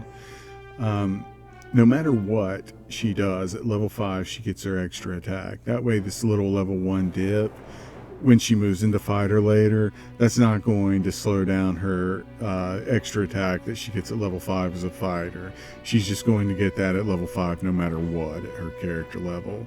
Now you could theoretically abuse that and take her into something that would not get an extra attack, like Wizard, and I think that would be a really strong take on this class. I'm not going to do it in this run through.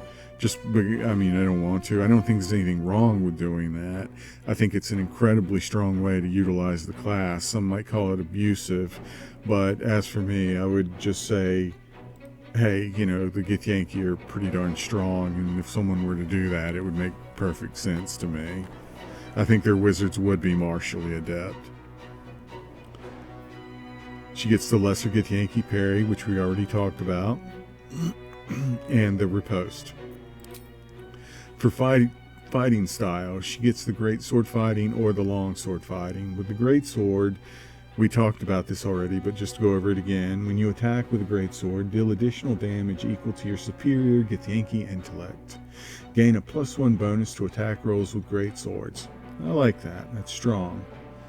I like both of those, actually, dealing the additional damage and the +1 to attack. The long sword fighting is, when you attack with a longsword, you can use your superior Githyanki dexterity for your attack and damage rolls if it's higher than your strength. Gain +1 armor class while wielding a longsword. So that's really good also. We can basically use longswords as if they're finesse weapons, and more importantly than that, we get a +1 armor class adjustment while we're wielding a longsword. I like it a lot. Unfortunately, I have to go great sword with this, and the reason why is because Lae'zel is just built for that astral sword. I mean, her whole storyline talks about wanting one. She wants to ride on the back of a red dragon, and she wants an astral sword. And the astral sword that's available in the game late in Act 3 or at some point in Act 3 is a great sword from what I understand. So I want to prepare her for that in the best way I know how, which means to start right now. So background soldier and abilities. For our abilities, this is a tough one. Oh boy.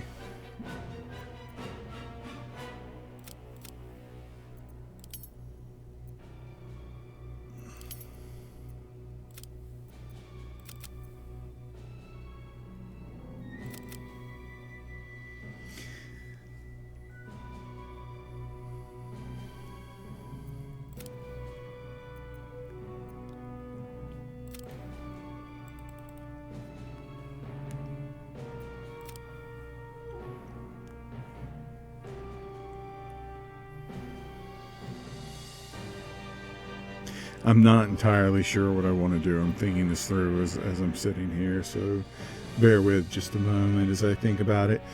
To talk out my thoughts, I guess. Since we have the improved Hag's Hair, we're going to get the +1 from that, right? Part of me wants to take improved heavy armor, which in Chocolate Edition, I think that gives you a +1 to strength and a +1 to constitution. So if I took that, I'd go 16 to 17, and then the 13 would go to a 14. That would be at my first feat. And then this being at a 17 would go up to an 18 when I got the Hag's Hair. So I'd have an 18 and a 14 there. But that leaves me 3 points here.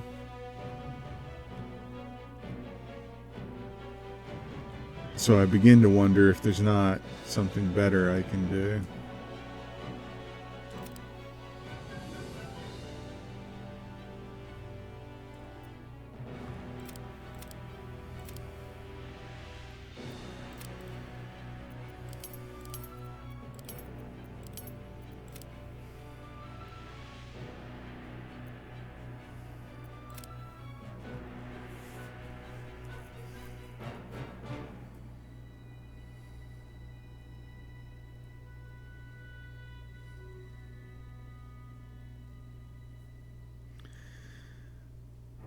There's just no way to really stretch it quite as far as I wanted to go. I really would like one more point, but I don't have it.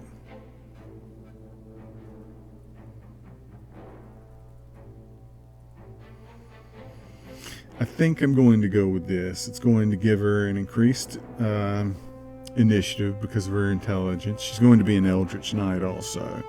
So that's going to be favorable. I can pick spells that aren't just utility in nature. I can pick spells that have some level of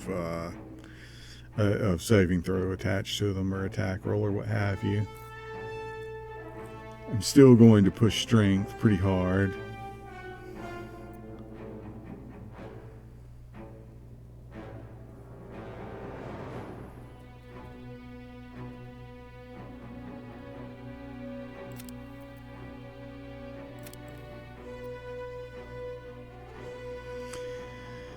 I could do that.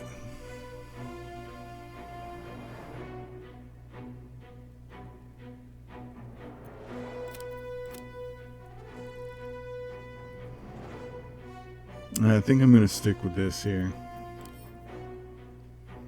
We've got athletics, which I think is a must, so that I can't be shoved, and maybe I'll have opportunities to shove.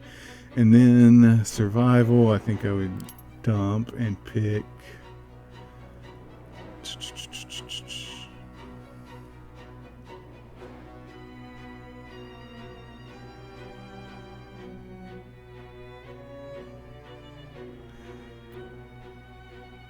Well, it doesn't really matter because I have astral knowledge. I can fill in any of these that I really want. So just for a long-term perception. And I think that's what we're going to go with for Lae'zel for right now. I'm torn about it. I'm not super happy with it. So if you're looking at it and frowning, you're not alone. I'm not entirely sure this is what I want to do, but I think it's what I'm going to go for.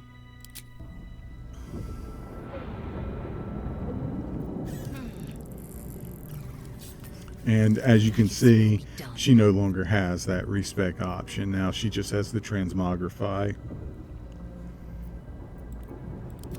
Let's go ahead and do the same process with Shadowheart.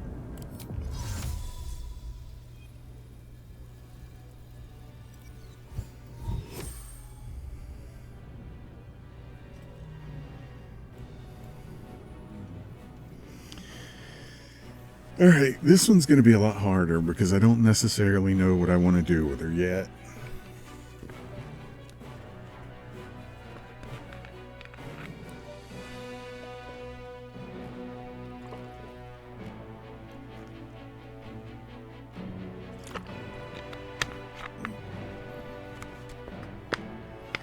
Let's look at her unique origin class, Daughter of Darkness. She has the training of a cleric and the zeal of a paladin. Shadowheart uses her training in the darkness to terrify and manipulate her foes. So she gets to start with cantrips, and she clearly gets spells. I'm not sure where to pick those spells. Those spells are already picked for her. Okay, interesting.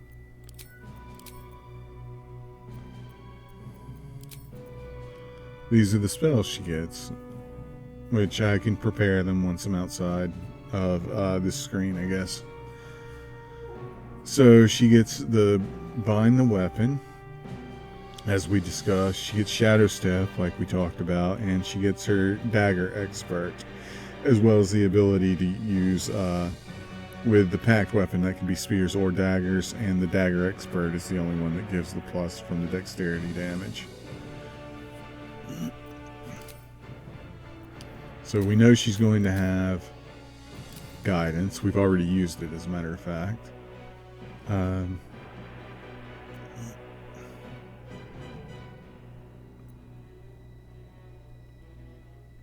Unfortunately, True Strike's not an option for her.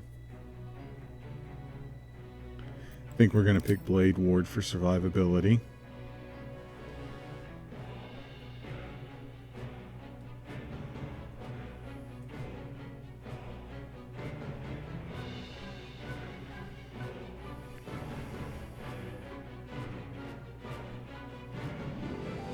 I guess we're going to go Sacred Flame.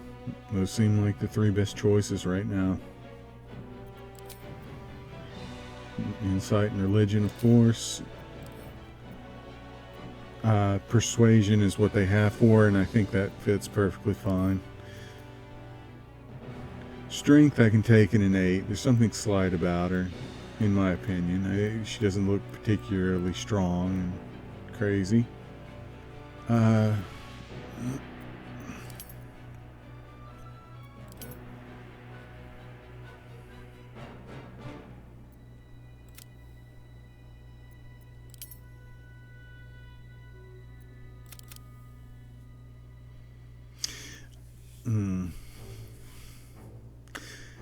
Here's the question, right? Am I going to, once she's done with this one level, am I going to keep her as a cleric moving forward, or am I going to change her into something else?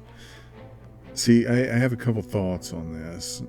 One, I don't think she's a great cleric of Shar. Sometimes in her dialogue, I get the feeling that she's almost trying to convince herself when she's talking about it more than she's trying to convince me, the player, or Tav, or whoever.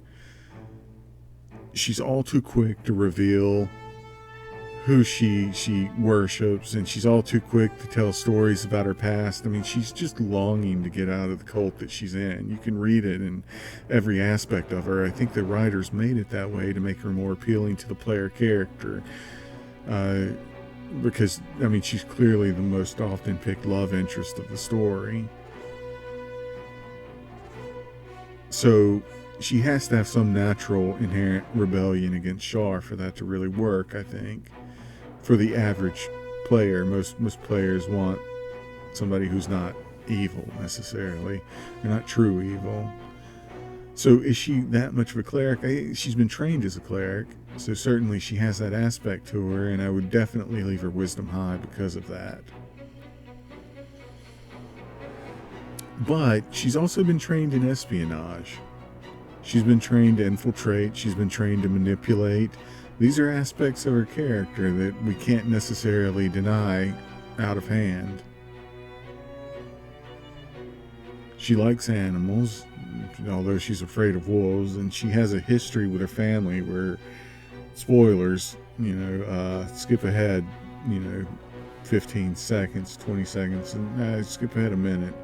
Skip to the end of the video for that matter. Nobody's probably watching, and none of it's probably that interesting, but this is a spoiler here real quick. Her father can clearly shape change into a wolf. Her real biological father can shape change into a wolf, suggesting some natural inclination in that regard, like a druidic feel maybe. So could she move into a druid class? That's a possibility. Could she move into a rogue class? I could see a rogue class as she really moves forward with her espionage type training, specifically because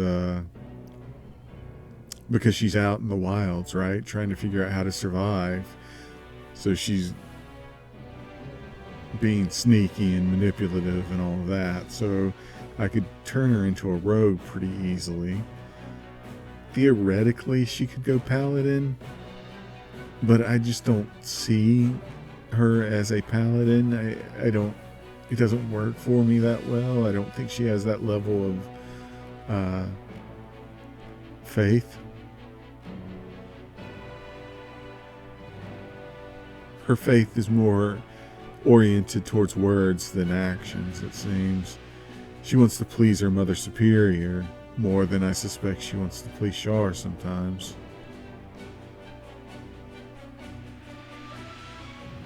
So, what would I do if I were going to make her a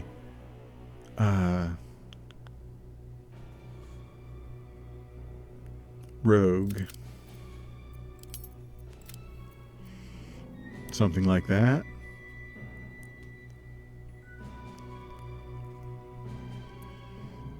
I think I'd almost wish her charisma was up a point higher as well as her intelligence, but I only have so many points to spend. Her use of daggers is just, I like it in the chocolate edition, the way it has it, but the look of it is a little bit strange, isn't it? The idea of somebody in medium armor wearing a shield and wielding a dagger, it seems like, when I think of a dagger, I always think of more, I don't know, maybe a two-wielding approach or some light armor to be a little faster and maneuverable. I don't know. The medium armor and shield seem a little tankier to me for someone who's just walking around wielding a dagger, but she can also do a spear, although she doesn't get that extra dexterity damage.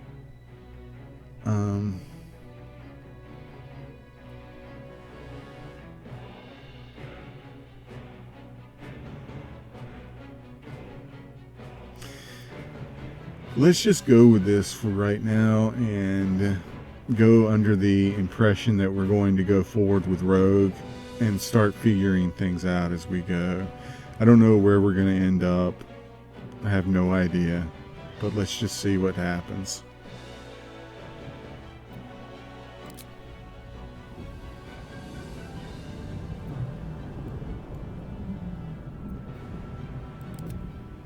What am I to do? Charmed, I'm sure. I am foggiest, unfortunately. Aggression. Annihilate. That getting that annihilate is a pretty good one, because later on when we're at the end of Act 2, there's going to be that time, again, spoiler here for anybody listening, but there's going to be that time when we're trying to rescue a devil who's trapped in a pod, and there's going to be certain choices we can make on what to push, but we won't know what to push unless we've actually interpreted the meanings already. So when we get to that point, we'll know, okay, well, if we push this button or make this selection, that means annihilate, right? And if we push this other one, that means such and such. So it's good to have at least one of those known right now. That way, when we get to that scene later on, we'll know what it says.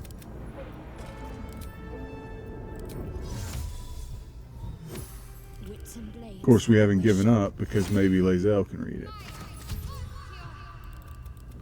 The other one, I mean, the one we haven't read. Sigil I cannot make sense of. And our last chance.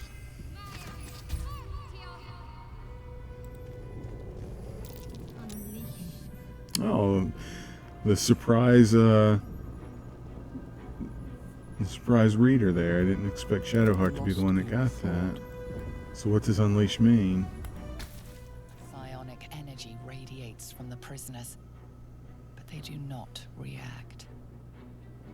Yeah, it seems like they must be on some level feeding the ship somehow with their psionic energy. I don't really understand what's going on here. Aggression. What does aggression mean? And of course, Because of the lever.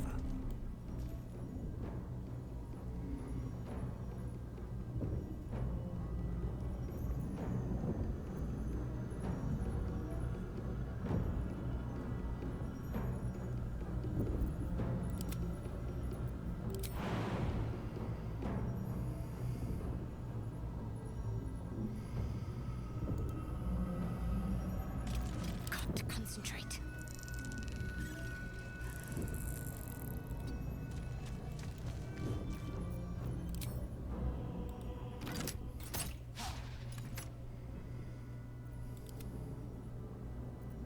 I am fury.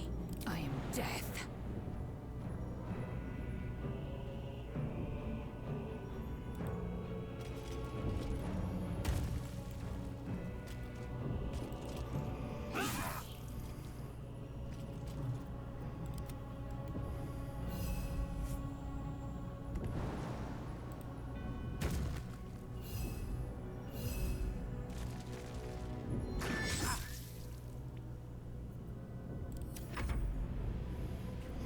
and I was mistaken before about the 4 spell slots. Note it has gone to 5 here because I used the channel the orb ability, so it created an extra slot for me.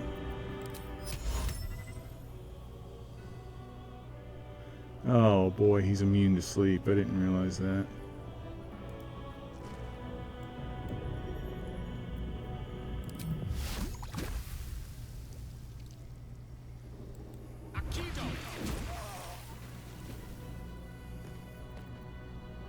I will ascend.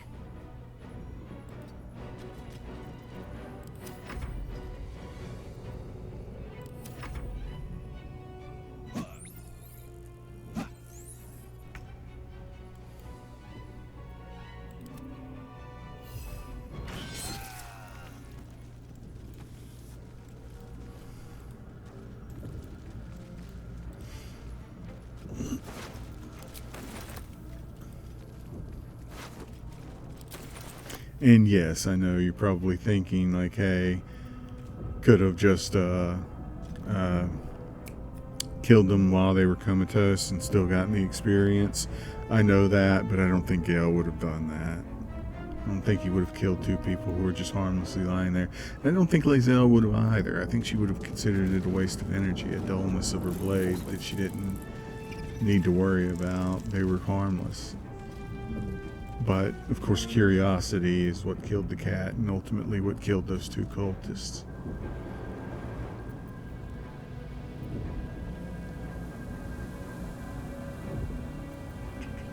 Can't afford to stay idle.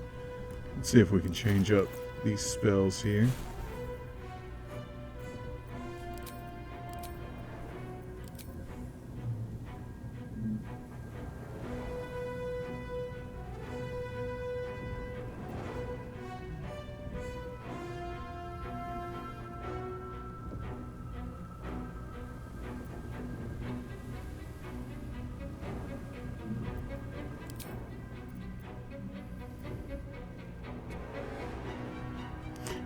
It's a shame she doesn't have Bless. Bless is a really nice spell to have if you're on the helm.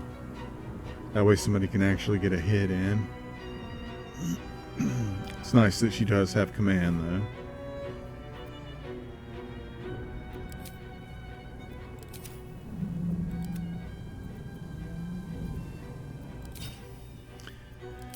I like to turn on all the reactions to ask, even though it doesn't matter in the case of someone like us. He's just gonna do it, no matter what. Which way to the nearest library?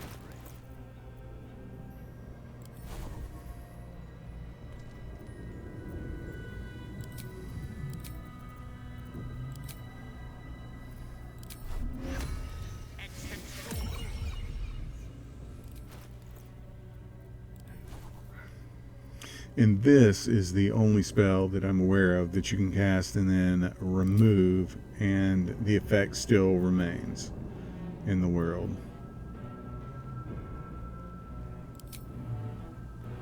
If I were to take away mage armor, I'd lose the mage armor. If I were to take away long strider, I'd lose the long strider.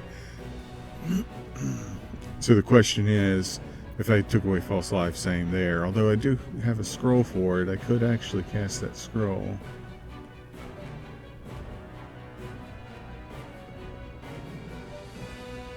Which, in this case, I think I'm going to do. And I'm going to take magic missile.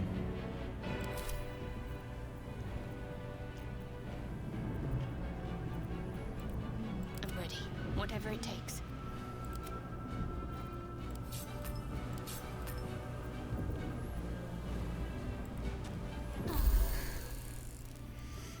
Alright, so Shadowheart now has a couple of spells she can cast, so she's going to cast the Shields of Faith on her and Blazel. That way everybody has a Shield of Faith that they can use.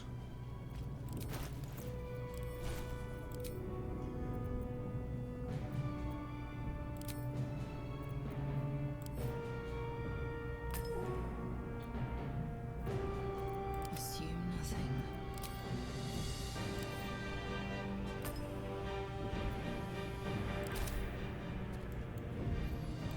But my magic.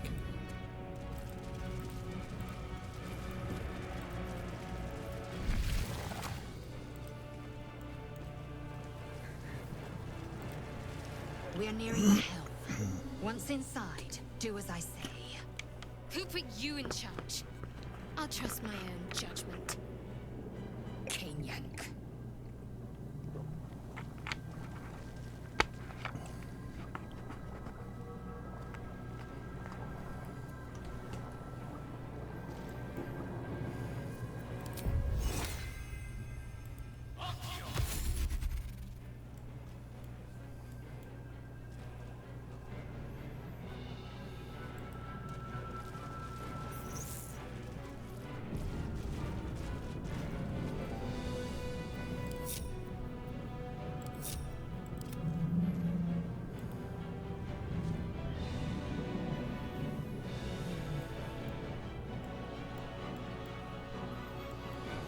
Alright, we're going to prepare for whatever's behind that door, and we know something's through there.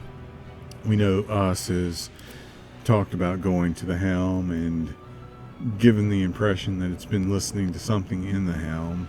We can surmise there's probably mind flayers in there, and we know there's been imps that we've been fighting, so we know there's a fight to come, and we need to prepare for it before we go through the door.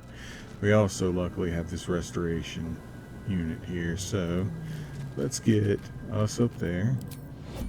Stop time. Elminster's not around, so it might as well.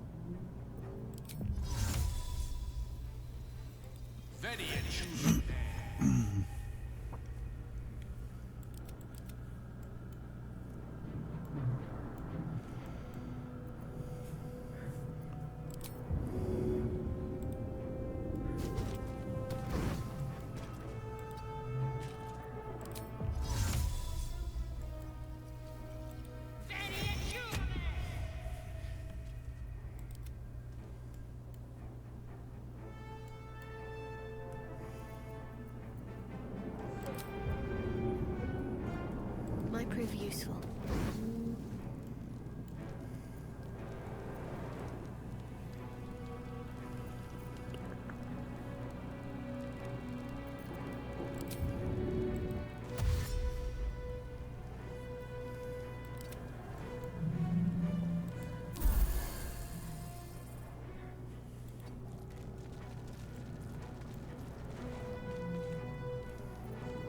Your desire. Alright, and I think that's about everything we can do right now. Let's make sure one last thing. If you recall,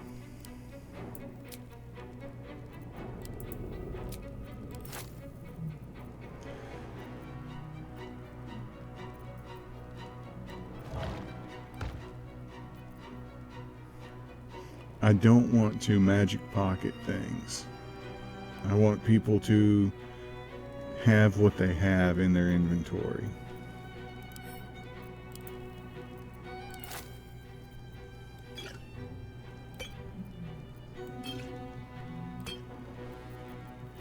So that means if somebody's lacking a healing potion, they can't grab it from another character's inventory and force it into their own. It needs to already be there.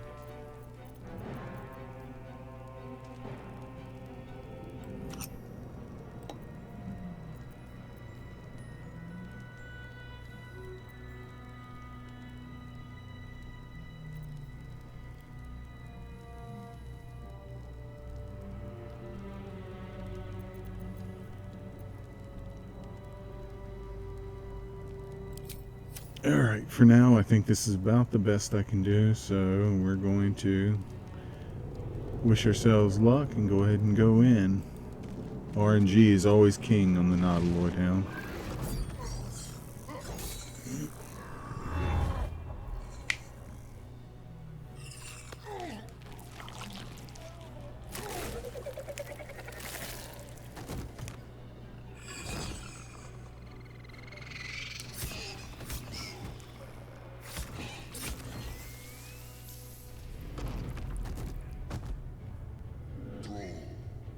Connect the nerves of the transponder. We must escape. Now. Do it. We will deal with the Gale after we escape. Connect the nerves. Nerves. We will connect them.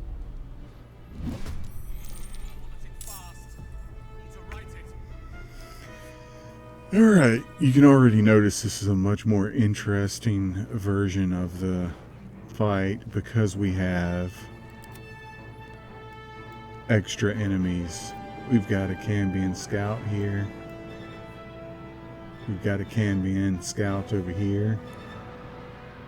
We've got some extra intellect devourers that are at least temporarily on our side. At least until, you know, they potentially decide to turn against us. And there's another Mind Flayer here, which is also technically on our side at the moment while the fight against the devils is going on, but that could easily change if Commander Zalk dies, which is incredibly difficult because he has 307 hit points in this now. Great.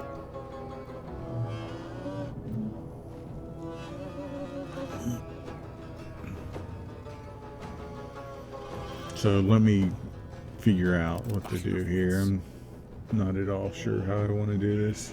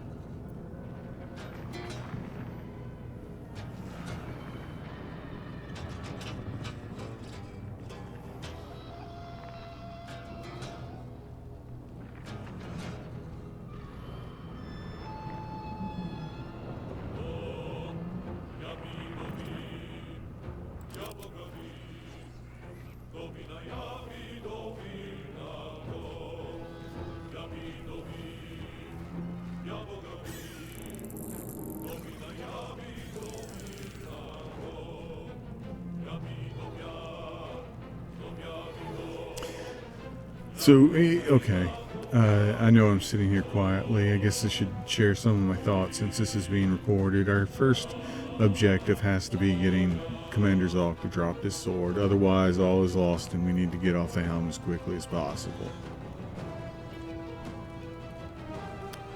If that objective is achieved, our next goal is figuring out how to help this Mind Flayer defeat this Cambion scout. That way we can get this Mind Flayer down here fighting the real enemy also.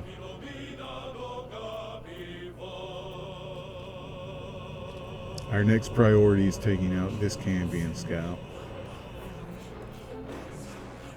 But to achieve either of those, to achieve getting rid of this one and helping this Mind Flayer, or getting rid of this one, we first have to get past our initial enemies here.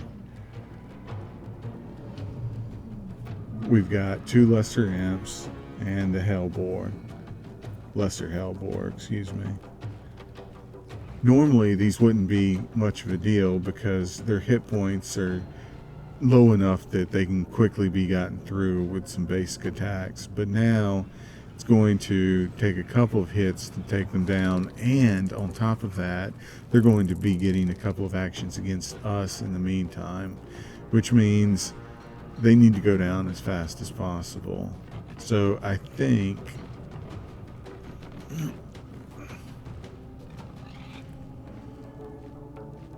if I were to put 2 of them to sleep,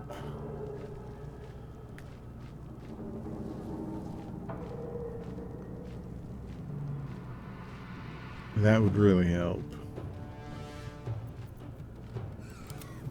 What does us do?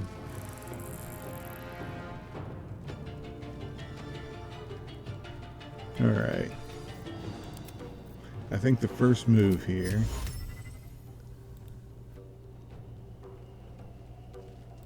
is to get a couple of these off the field. Waste a spell slot that I hate wasting this early on, but with those 2 attacks and those extra hit points, I don't think there's much choice. I think I have to waste that spell slot right now.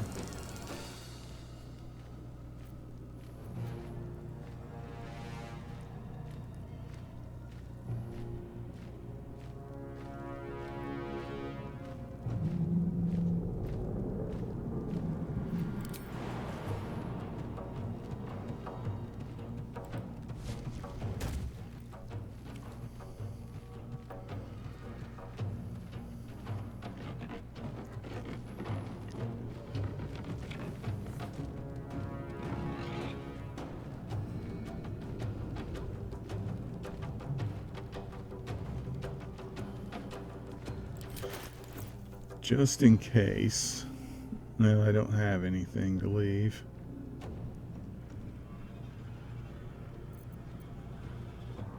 Ah, my goodness, I forgot to use the scroll of false life. See? Very dumb. This is why it's important to take your time doing these things.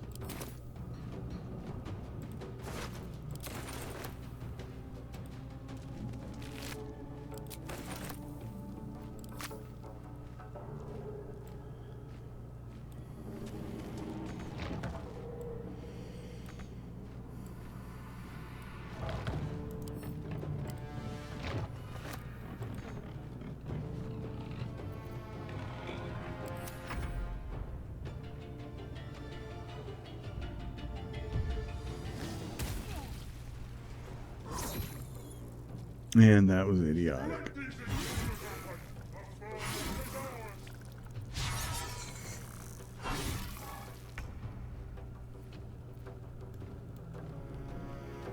Can I even recover from that?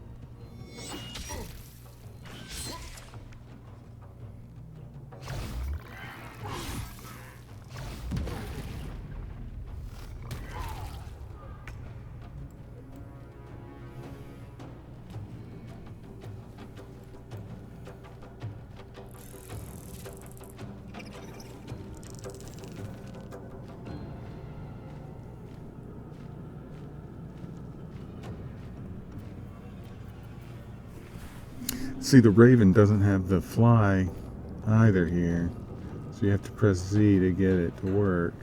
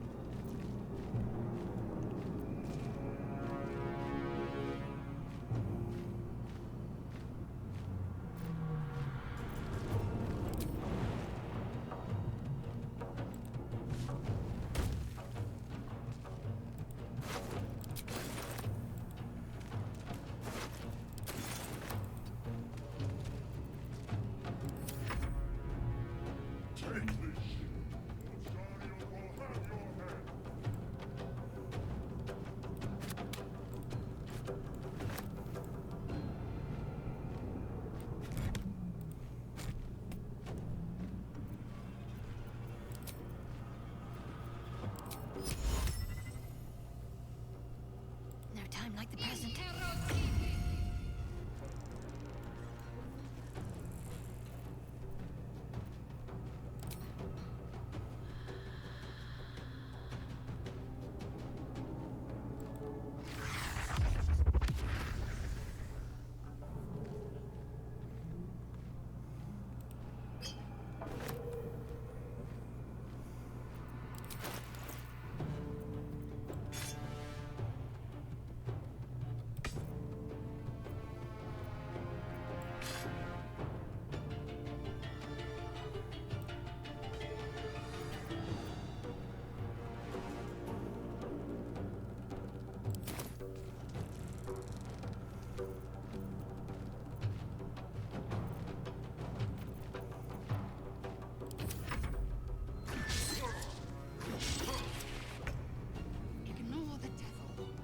must take the transponder.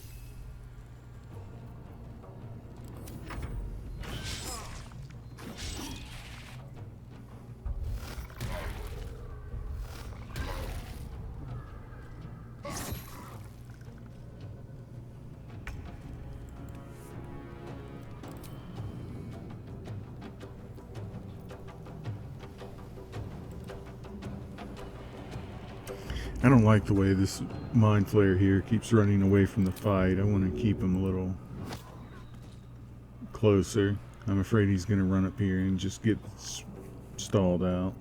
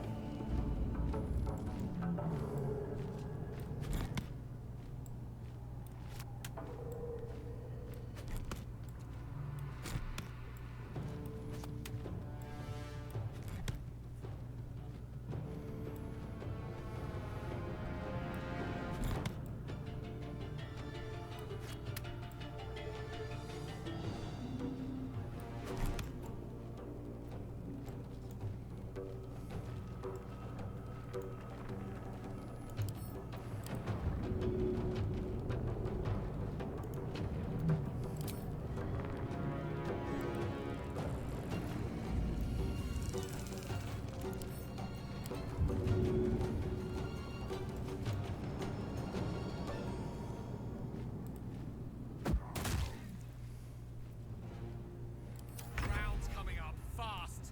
Need to do something.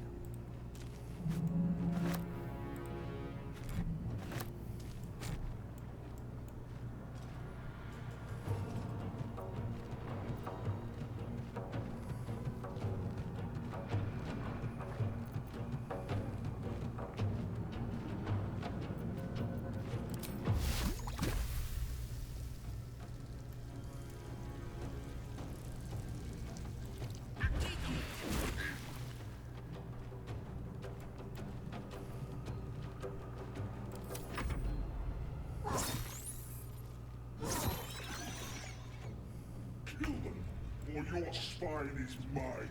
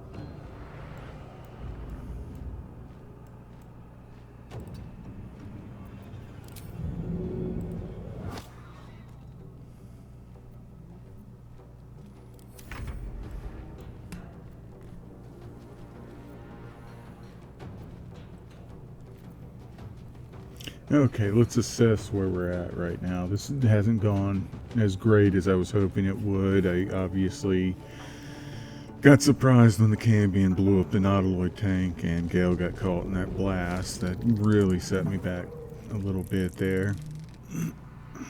I don't have a speed potion. On the plus side, the Mind Flayers are doing 2 actions on top of the Cambions doing 2 actions, so that's helping for the moment. But this is the round where the other two Cambions are going to come from, over here. So soon we're going to have a couple of extra tough Cambions. Not Cambion scouts, but the tougher ones to deal with. The Mind Flayers are sitting on pretty good hit points, though.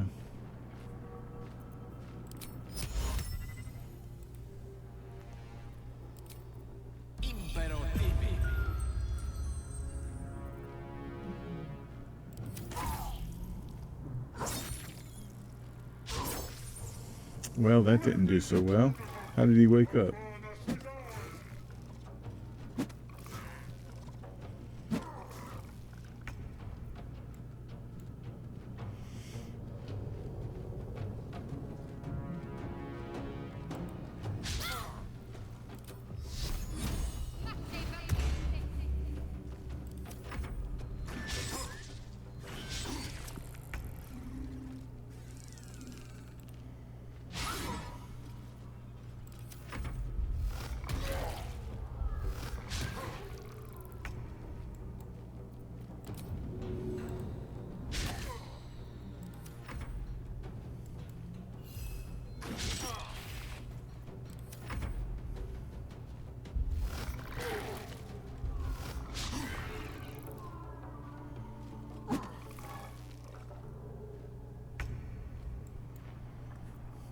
Mm-hmm.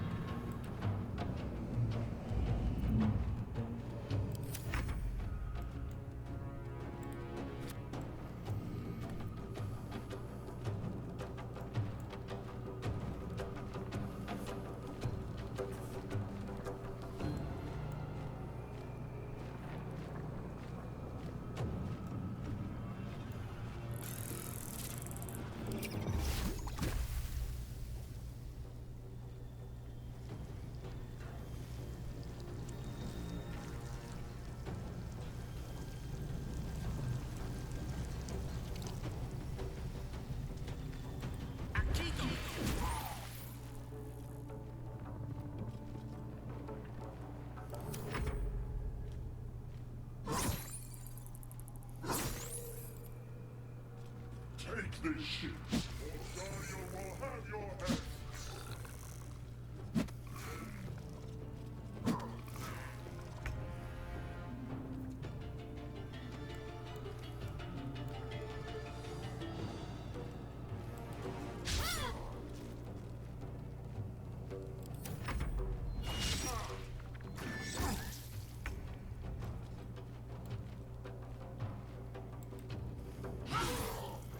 I finally got a hit in.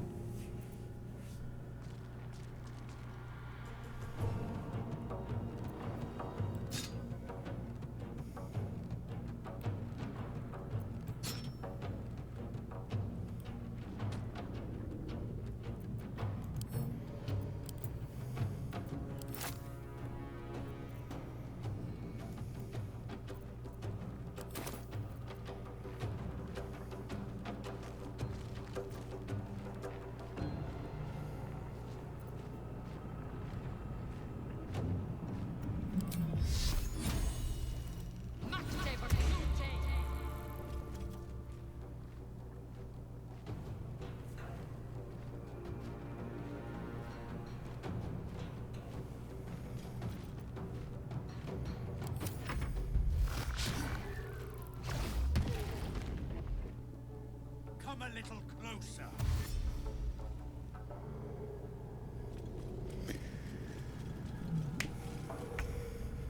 One of the things that's starting to get a little dangerous about this fight right now, other than the other Cambions coming in, is Commander Zolk's getting rather low. If Commander Zolk goes all the way down, the Mind Flayers and the Intellect Devourers turn on me. That's not good.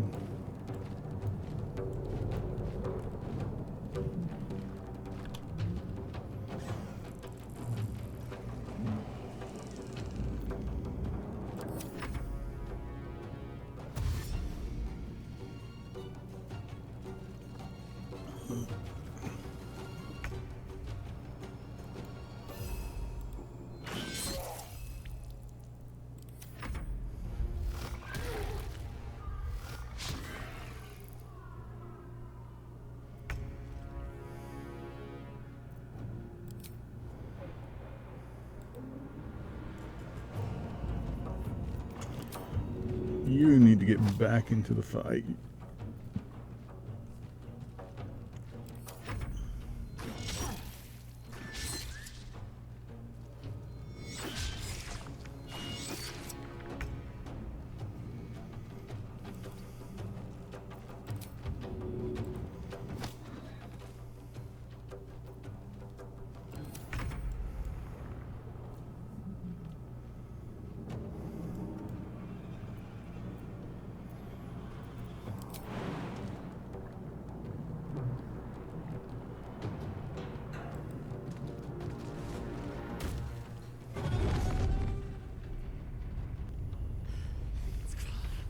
Hurry, before they strike.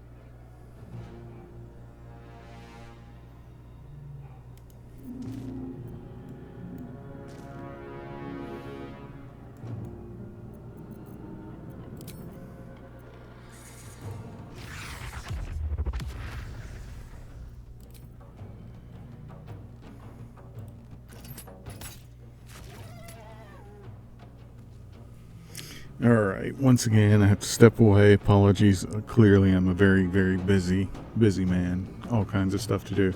Be right back.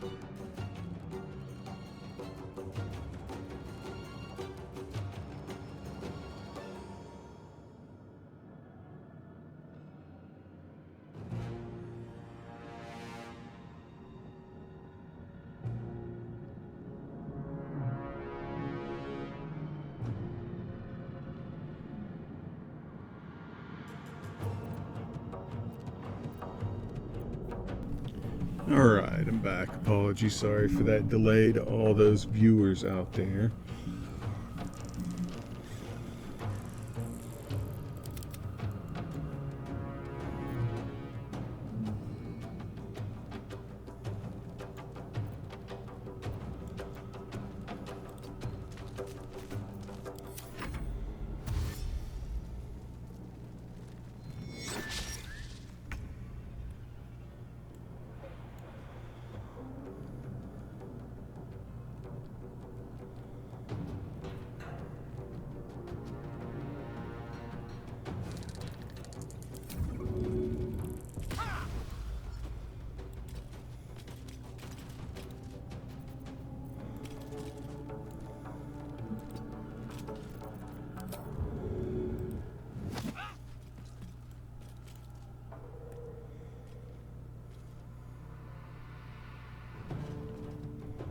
Make way.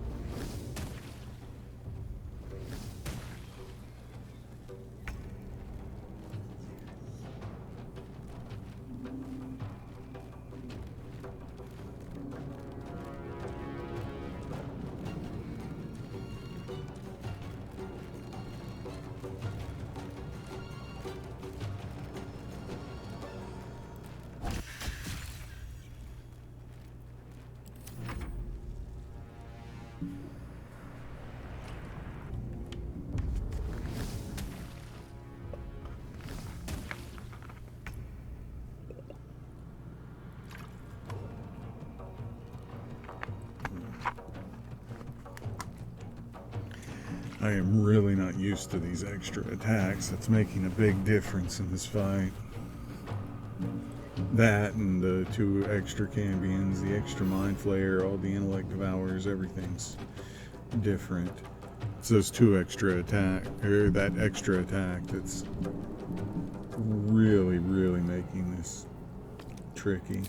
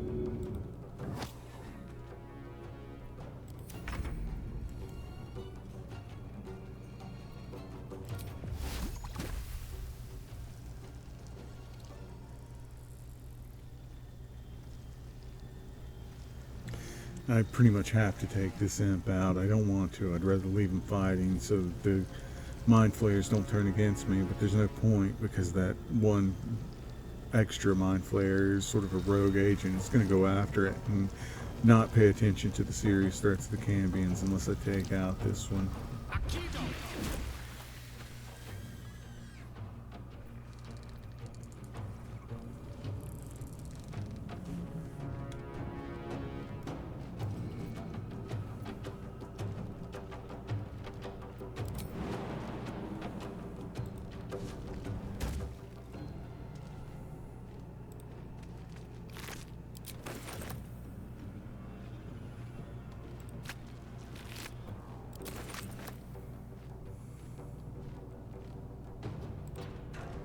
Forward, Istik.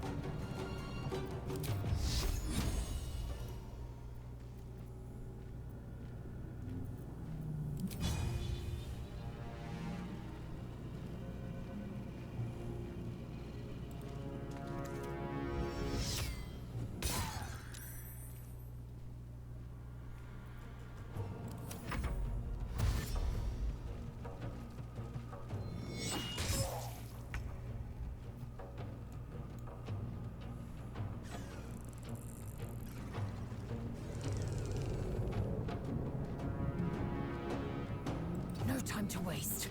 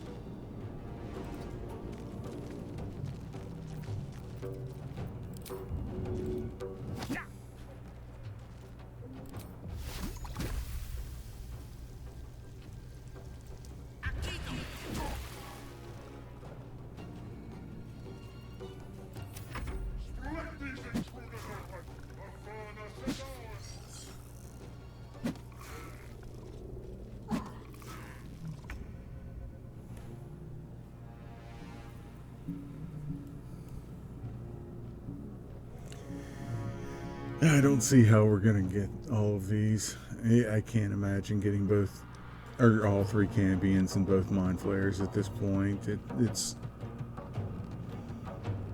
The problem is...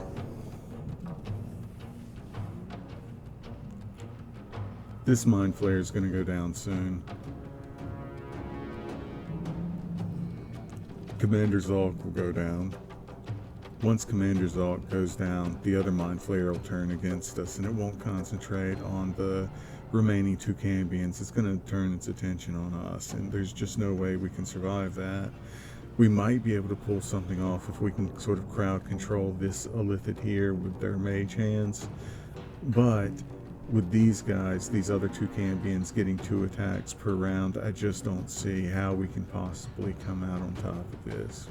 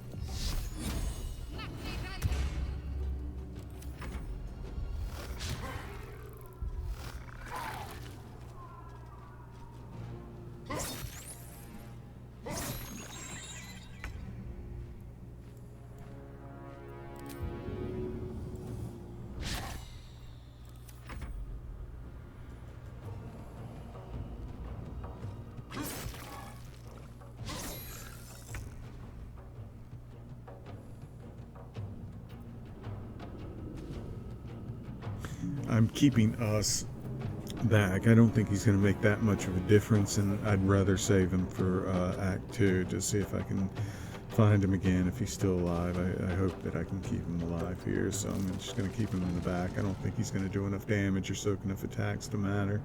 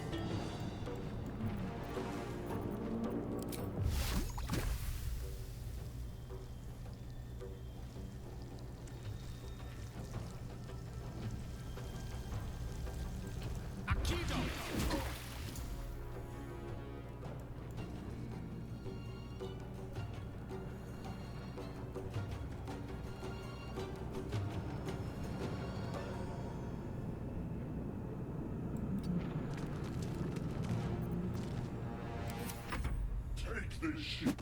Estadio will have your head.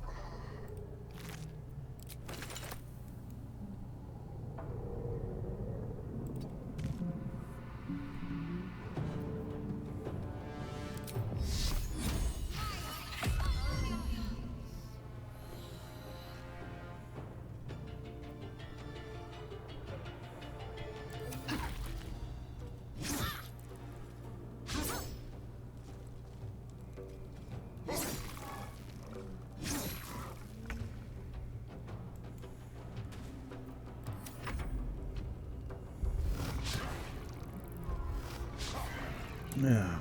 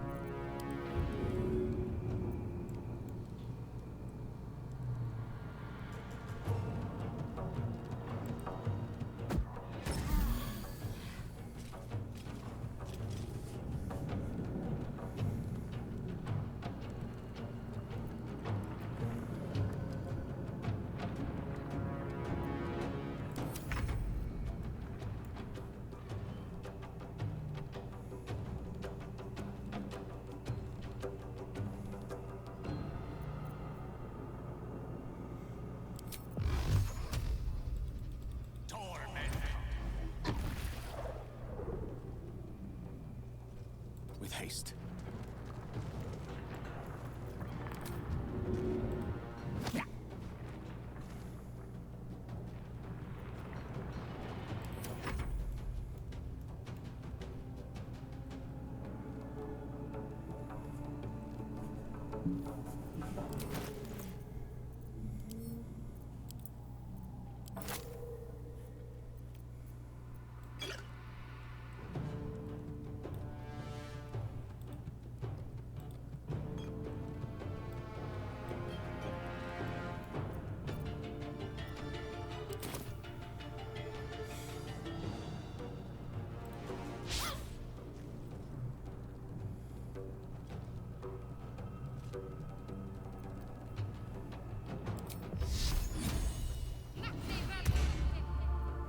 I am fury. I am death.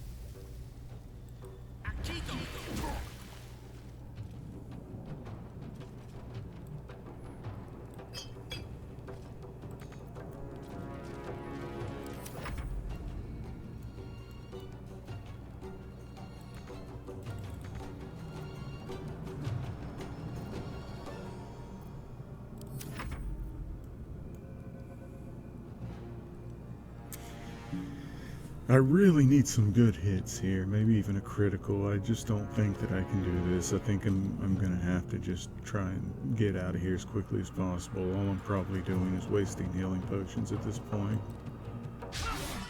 Yeah, see?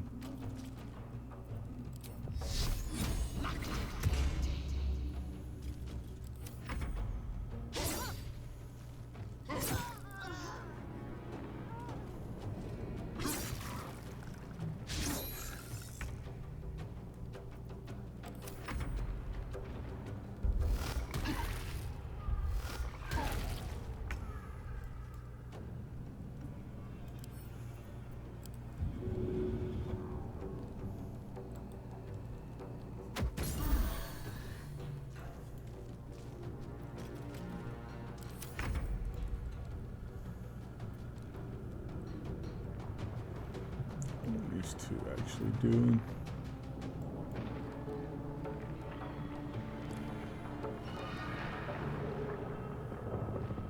Step by step.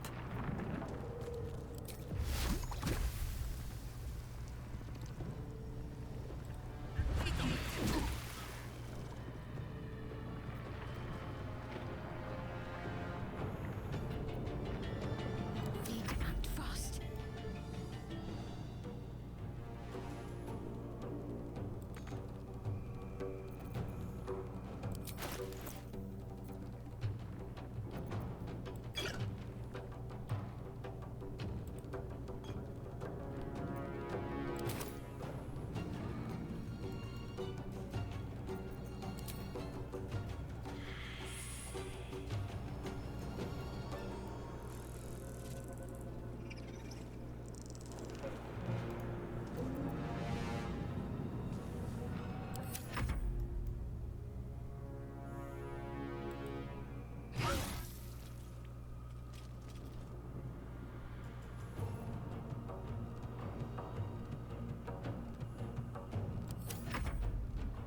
Bleeding fast. I need healing.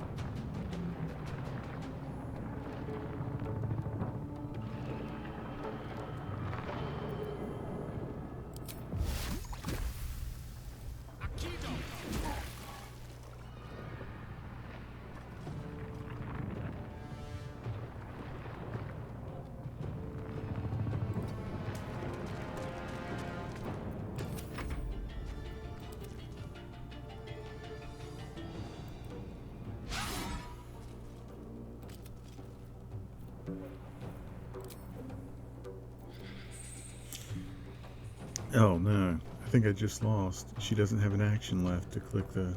Does she need an action?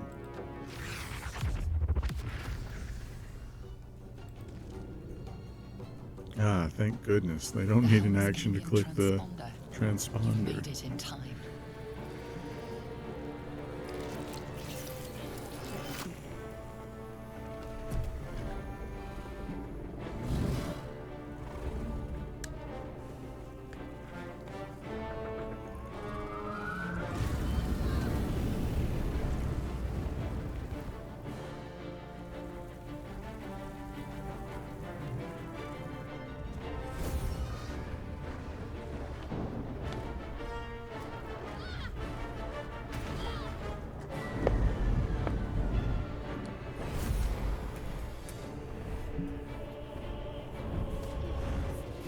Actually, I might have been able to do more thinking back. I wasn't paying enough attention. I should have taken that last Nautiloid tank I had and set it between the Mind Flare and the Cambion. Then dipped crossbow into the candle for the fire, shot the Nautiloid tank, and tried to blow them both up. Maybe that would have worked.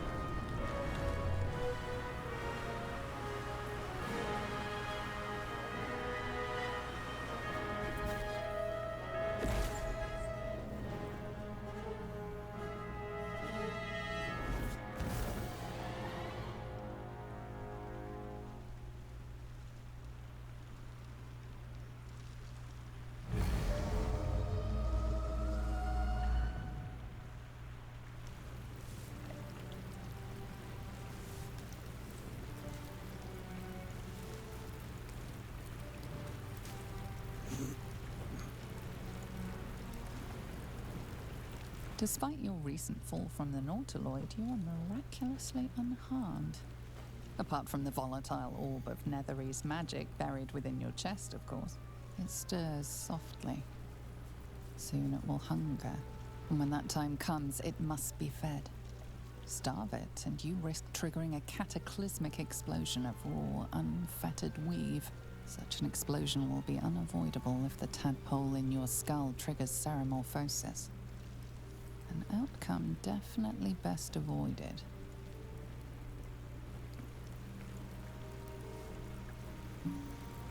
You know a good deal about lithids and the process known as ceramorphosis.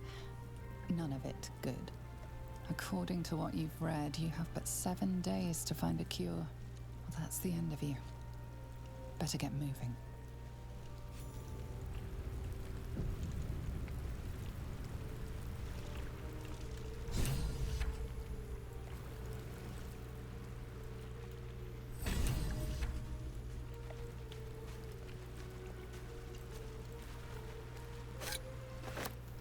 Let's go. A mighty river. There's bound to be settlements along its shores.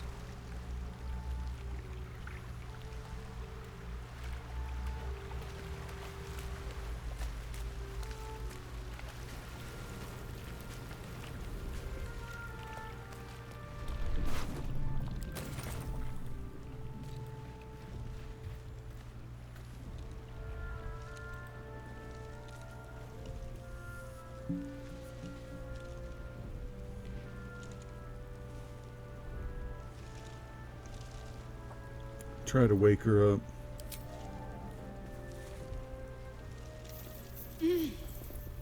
You're alive. I'm alive. How is this possible? I was hoping you might know that. I remember the ship. I remember falling. Then nothing. You have any idea where we are? I'd ask about our gift friend, but I mean, let's face it, the gift is probably buried in the rubble of this wreck somewhere. I don't know why I would even ask about that. Do you have any idea where we are? We're both lucky to be alive. No, I don't recognize this place. But anything's an improvement on where we just came from. First things first, we need supplies, shelter, and most of all, a healer. We might have escaped, but we still have these little monsters in our heads. That makes sense. I guess you're wanting to stay together till we figure this out. We need each other, and we both know what's at stake. Can't think of better company. All right, let's go. One thing, just before we go. I wanted to thank you again for freeing me. It would have been all too easy for you to run right past my pod, but you didn't. I'll remember that. Lead the way. Of course, yeah.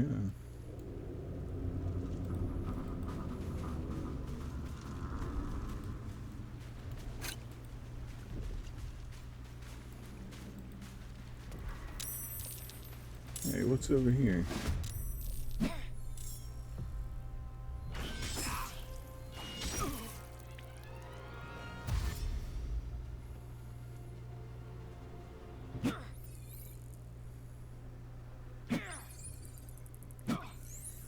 Intellect of ours. A thinking man's worst nightmare. That's odd. I failed the roll on the Nautiloid for knowing what they were when I was extracting us, but suddenly I know. I guess us must have told him. He must have figured it out during that period of time.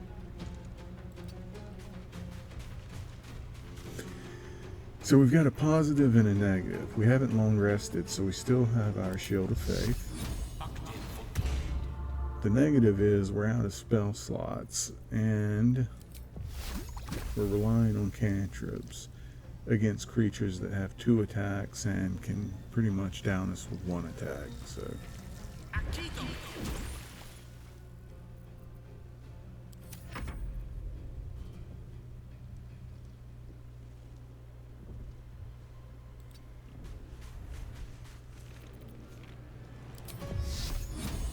I don't know why Shadowheart gets her slots back, but I don't. That seems unfair, doesn't it?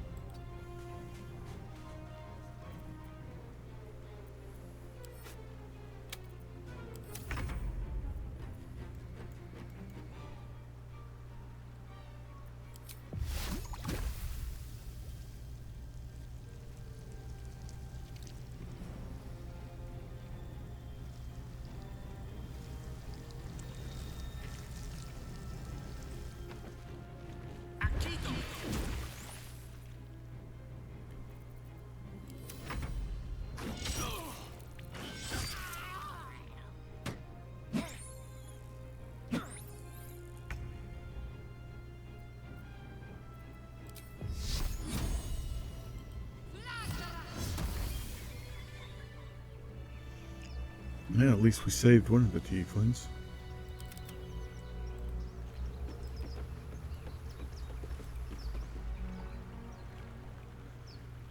He says, grab a drink. I'm fairly certain it's all yours anyway. I have no idea what he's talking about, but, alright, thanks, buddy.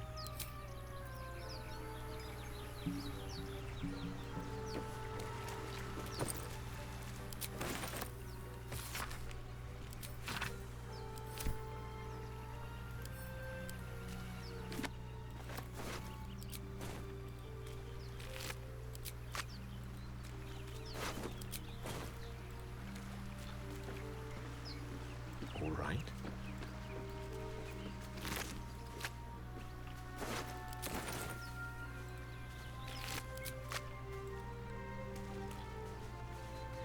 Mine for the taking.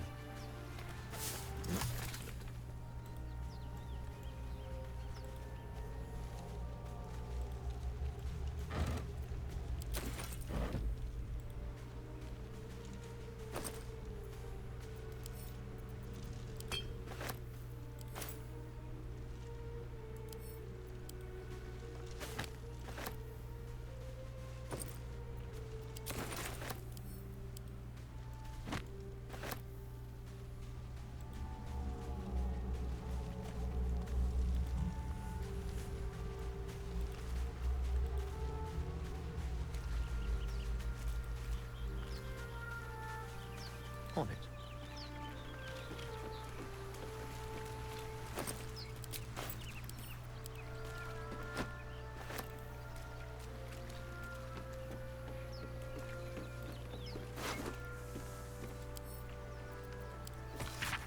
I've read all these books and notes 1,000 times over, so I'm not going to actually read them all. I might click on read and just close them down, but I doubt I'll spend any particular amount of time going over them.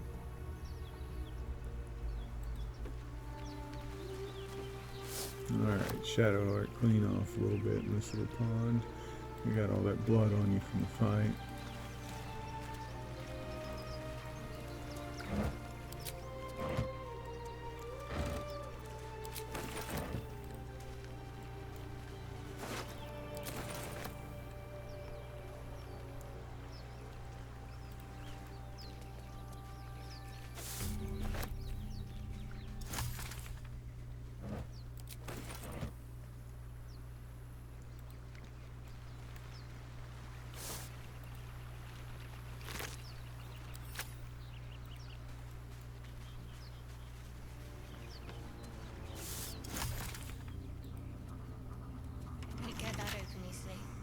Maybe there's another entrance.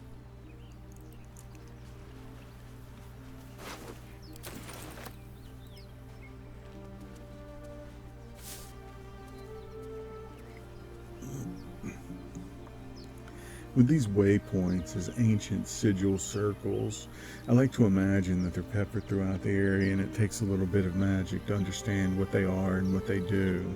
They only connect to other waypoints that you've actually seen and physically touched so that you know of them.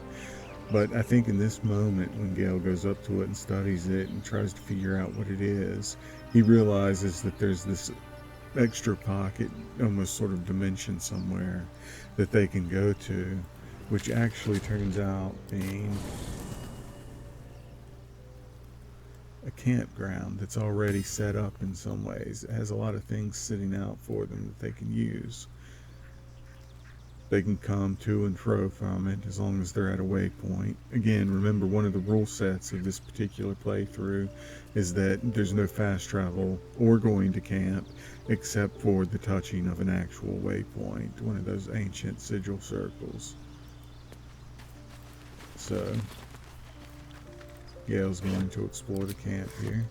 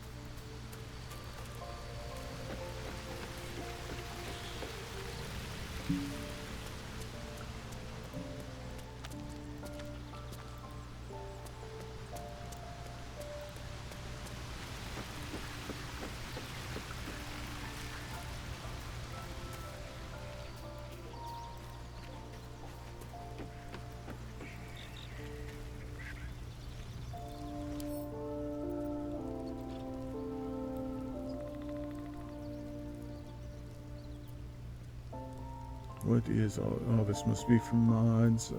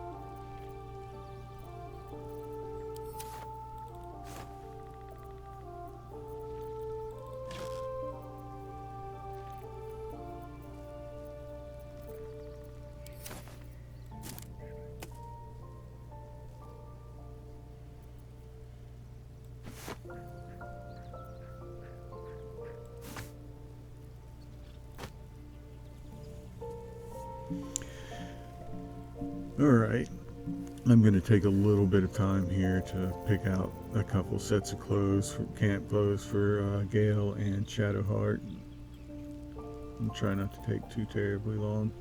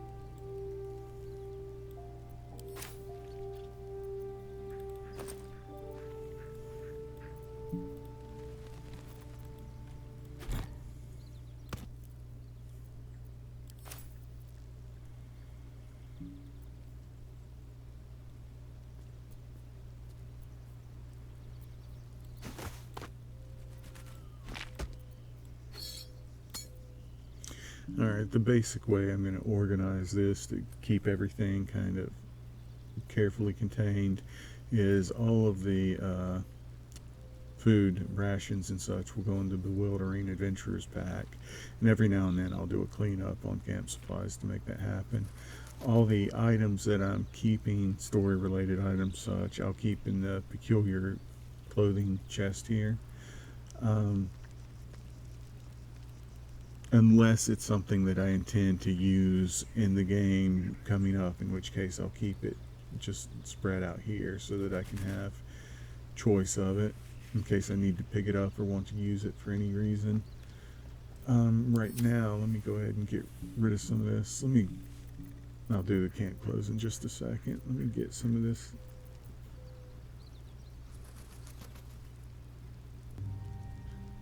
Wonder if I should keep these or sell these. I'm going to go ahead and sell these. So let me get everything that I'm not keeping.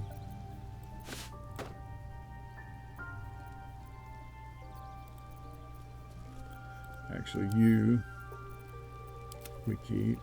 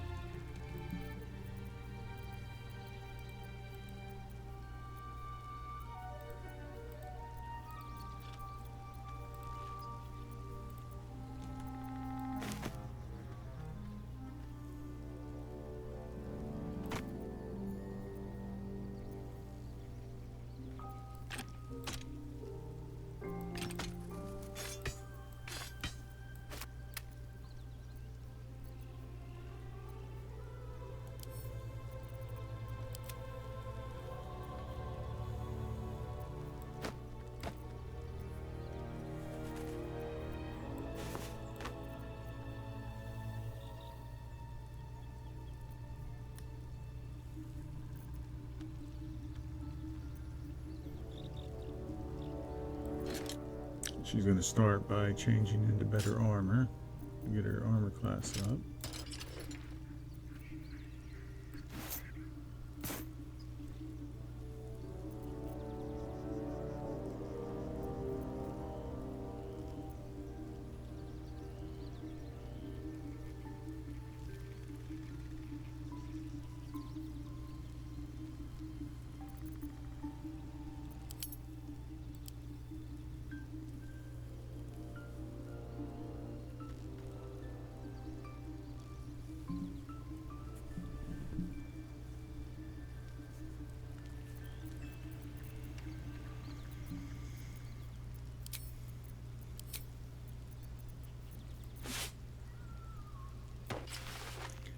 Okay, no offense against the color purple that Gale wears.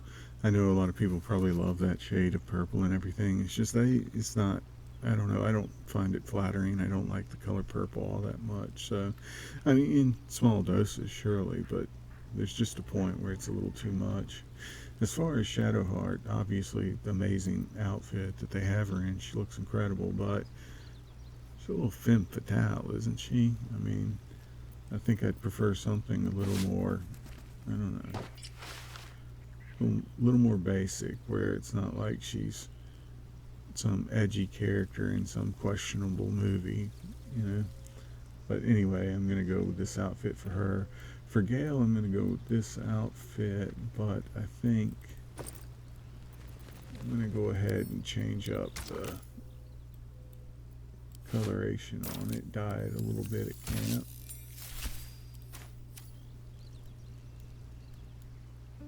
It's dark, but it's flattering. I like it. I think it works well. So now the question is, what about our actual outfits? Can we change those? For Gale, let's go ahead and look at him with the Mr. look. I'm going to stick with this for a little bit, I think. He's still coming off of that relationship. I don't know that the colors necessarily mean anything in the world, but it's labeled Mistra on this particular color set. And I don't think the blue's all that terribly bad. I guess he is feeling kind of down though and dark. Maybe just some black aesthetic robes. Yeah, I think we'll go with that. There's not a lot of cheer in his life right now. There's something kind of dark and depressing about him, and I think he's going to choose to represent that in the clothing that he wears.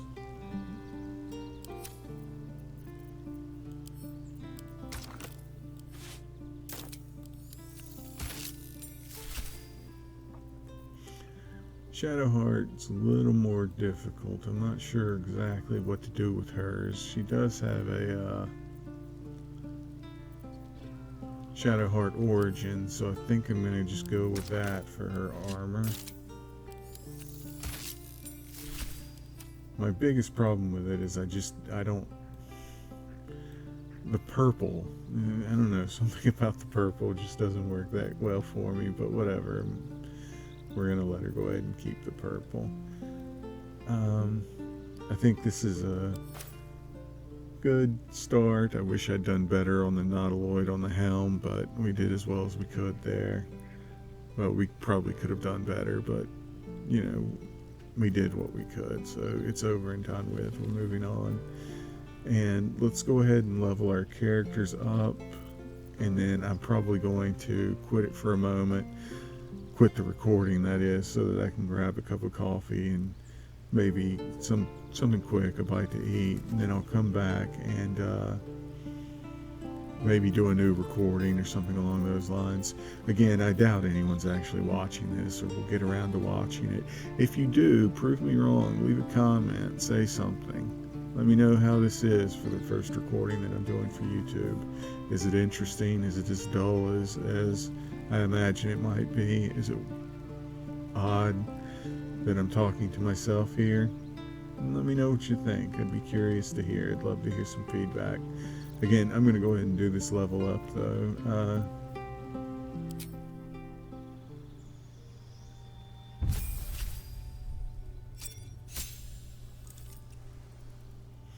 Now, unfortunately, we can't stay in the Orb Bearer class. We have to move on. It's just the way it is.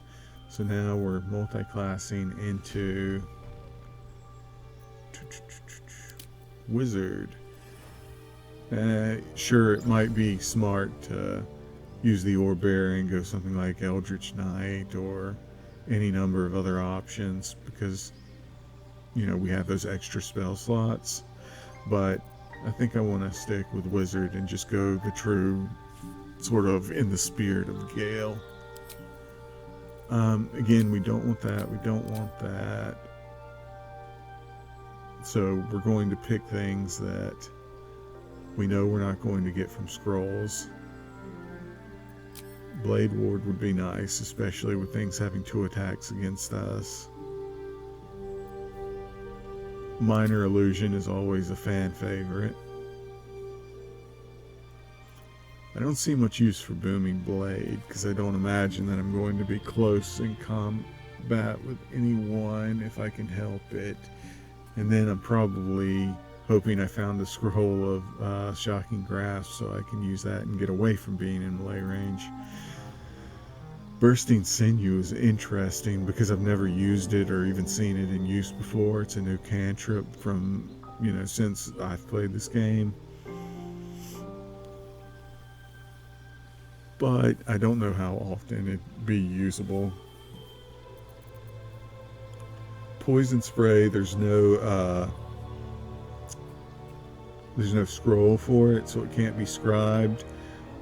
At least to my knowledge, unless they've changed that. But that said, the range on it is just so short. And it's a saving throw.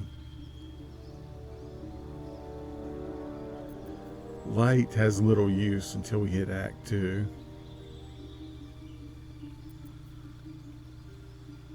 Friends I could see being a possibility if I'm forced into a role where I need to make some sort of social DC check that I won't be able to make otherwise.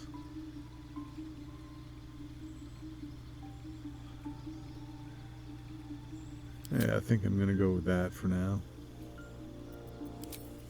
And then let's see what we got. I know we wanted shield. Like fog cloud. Jump is always good. Burning hands. I believe the damage has been increased in Burning Hands in Chocolate Edition. So if I do find myself in close range combat, this would be a good thing to have up my sleeve, so to speak. Did we take Expeditious Retreat already? I'm confused. I thought we already had taken that. Did we not? I'd say we didn't because it's showing up.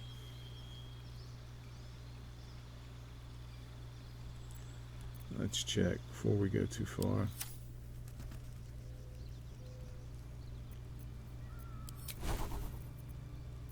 And of course we did not. So let's just trust the game and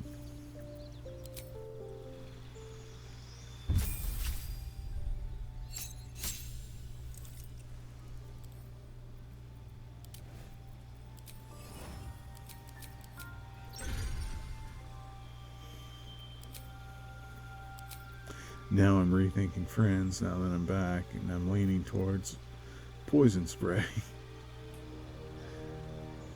Just to have some sort of damaging cantrip in case somebody gets close to us. It might actually come in more handy right now. Especially with these new rule sets of increased hit points and increased actions. I think I'm going to go with that for the moment.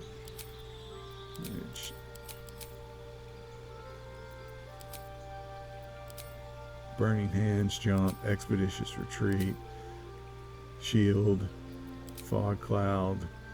We've got one more. That one more is either going to be Tasha's or Thunderwave. It's a Wisdom save, concentration versus con save. This pushes them back. This potentially takes them out of combat. I'm gonna go Tasha's on that. So prepared, definitely shield. Definitely Expeditious Retreat. Not so definite. I think Fog Cloud. To have a way to hide. And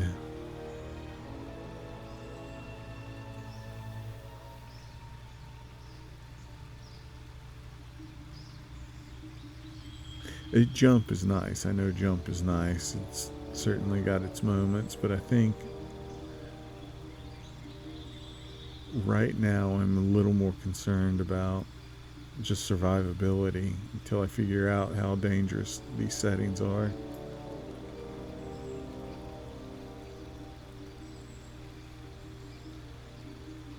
I think I'm going to go with Tasha's for the moment.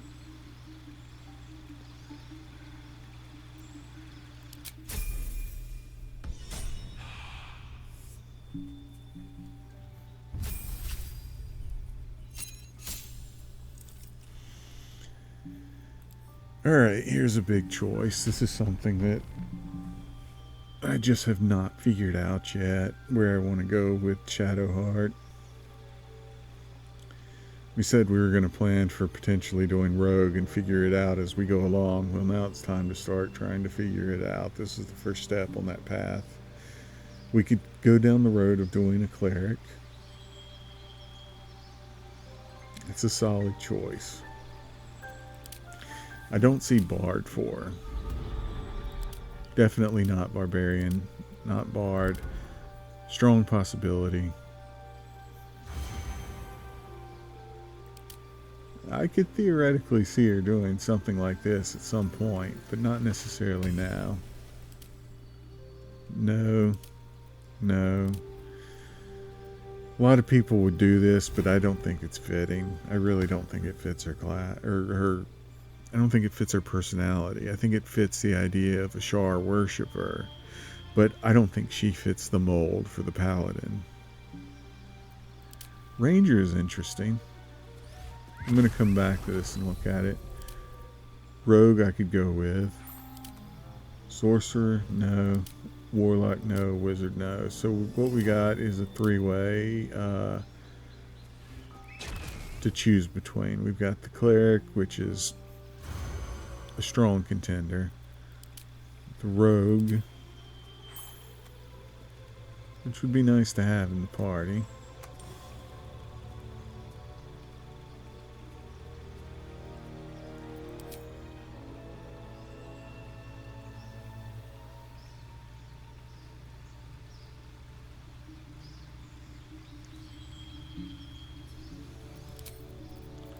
Or the Ranger. A lot of changes have been made to the Ranger, though, and I don't know much about them.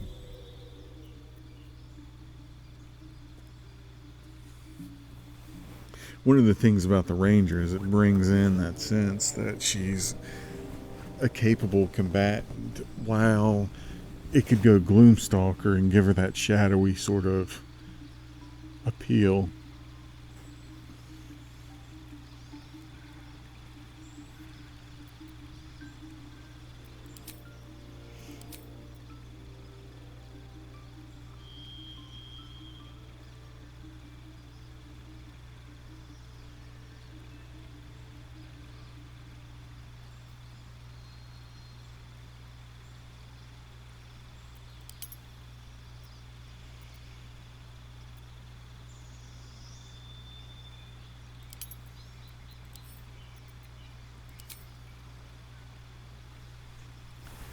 Now, in Chocolate Edition, like I said, they changed up a lot of the Ranger class, and I don't know much about it. So let's see if we can go over it a little bit here.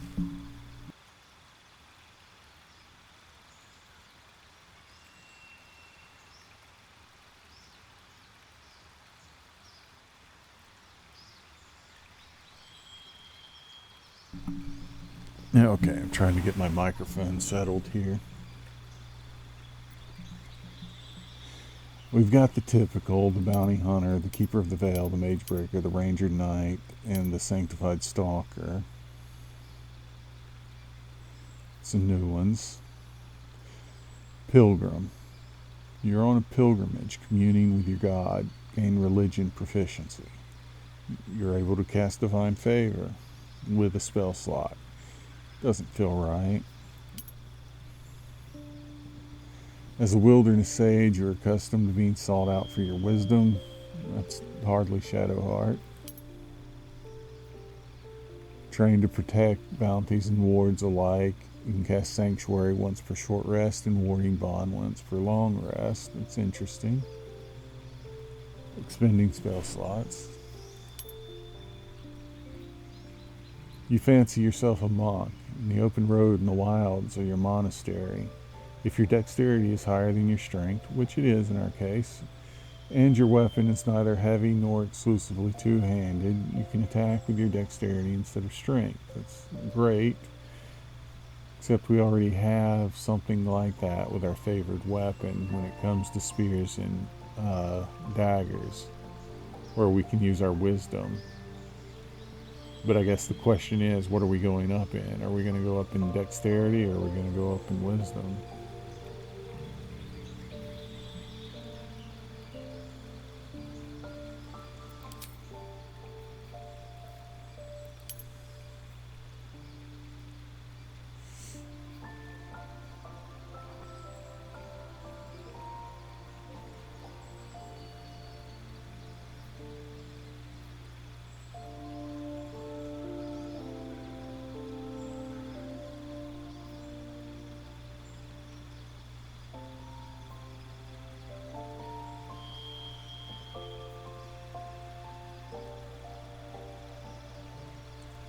The Wasteland Forager seems to be a little much to me. 8 good berries once each long rest. Is it me or is that a lot?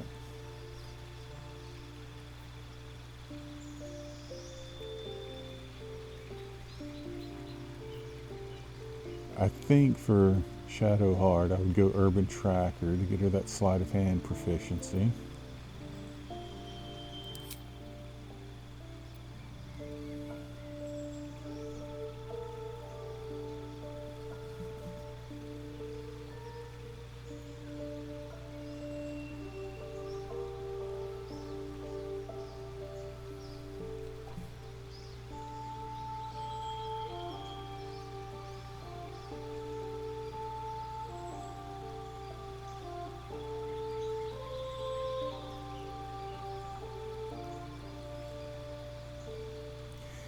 I wonder if favored weapon works in her offhand, or if it has to be in her main hand.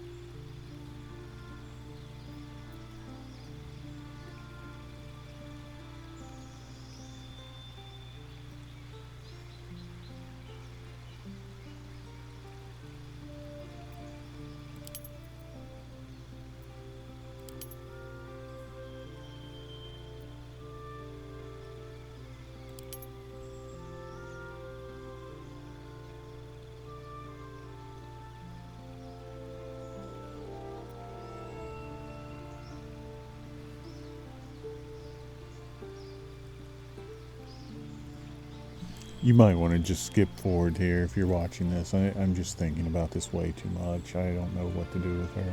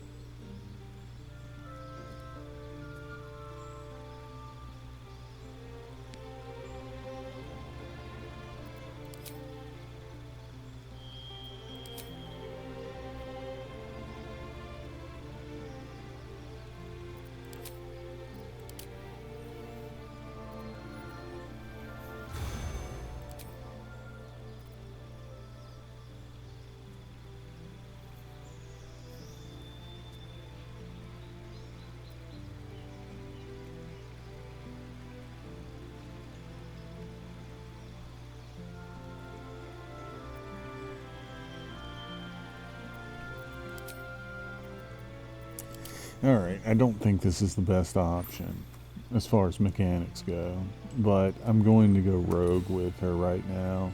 And the reason why is because I think the further she gets away from, you know, the cloister of her fellow Shar worshippers, I think the more she just naturally leans against the cleric angle and leans against that worshipping angle. So she falls more into her training and her roguish ways of manipulation and infiltration, things along those lines that she's been trained for. I think she's going to go more into that and less into the clerical aspect of everything because she's away from it, and it gives her a chance to breathe and more to start defining herself outside of that area of her life.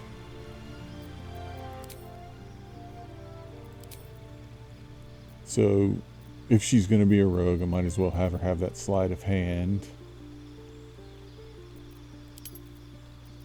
which is a shame because that gives me one other expertise, and there's nothing I really want it in. Well, what I do want it in is acrobatics, but I can't get it in that.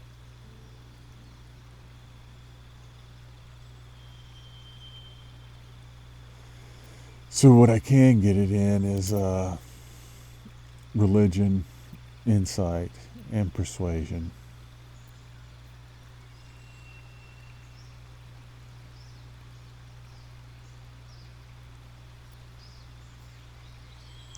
I'm going to give it to her in insight right now.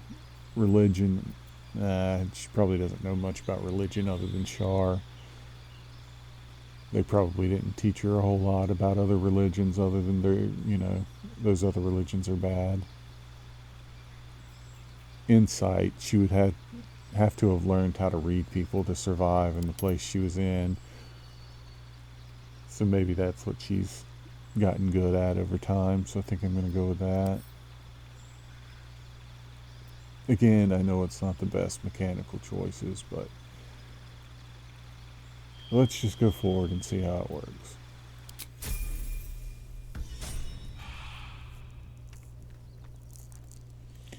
And there we have it. I think I definitely need to get some coffee and get something to eat. I do get real low blood sugar at some times, so I have to monitor that and stay on top of it. So I definitely need a bite to eat right now. Hopefully this works out pretty well. Let me go ahead and fix these hot bars before I sign off. So you see, we have quite a bit going on with Gale now.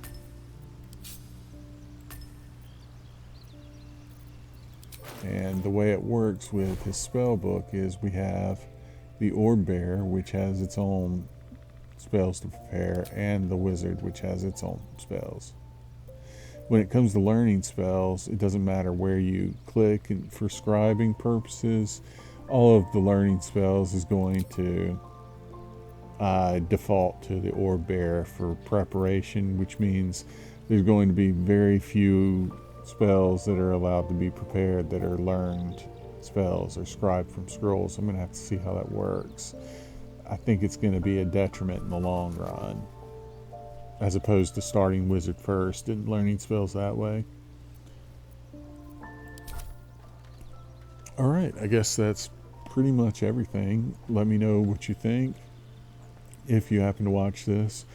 I sure hope somebody out there one day does and leaves a comment and tells me what they think. If not, no worries. I enjoyed playing it. I can't say I enjoyed talking through the whole thing. That was a little strange, but we'll see how it goes. Thanks so much. Have a great day. Bye-bye.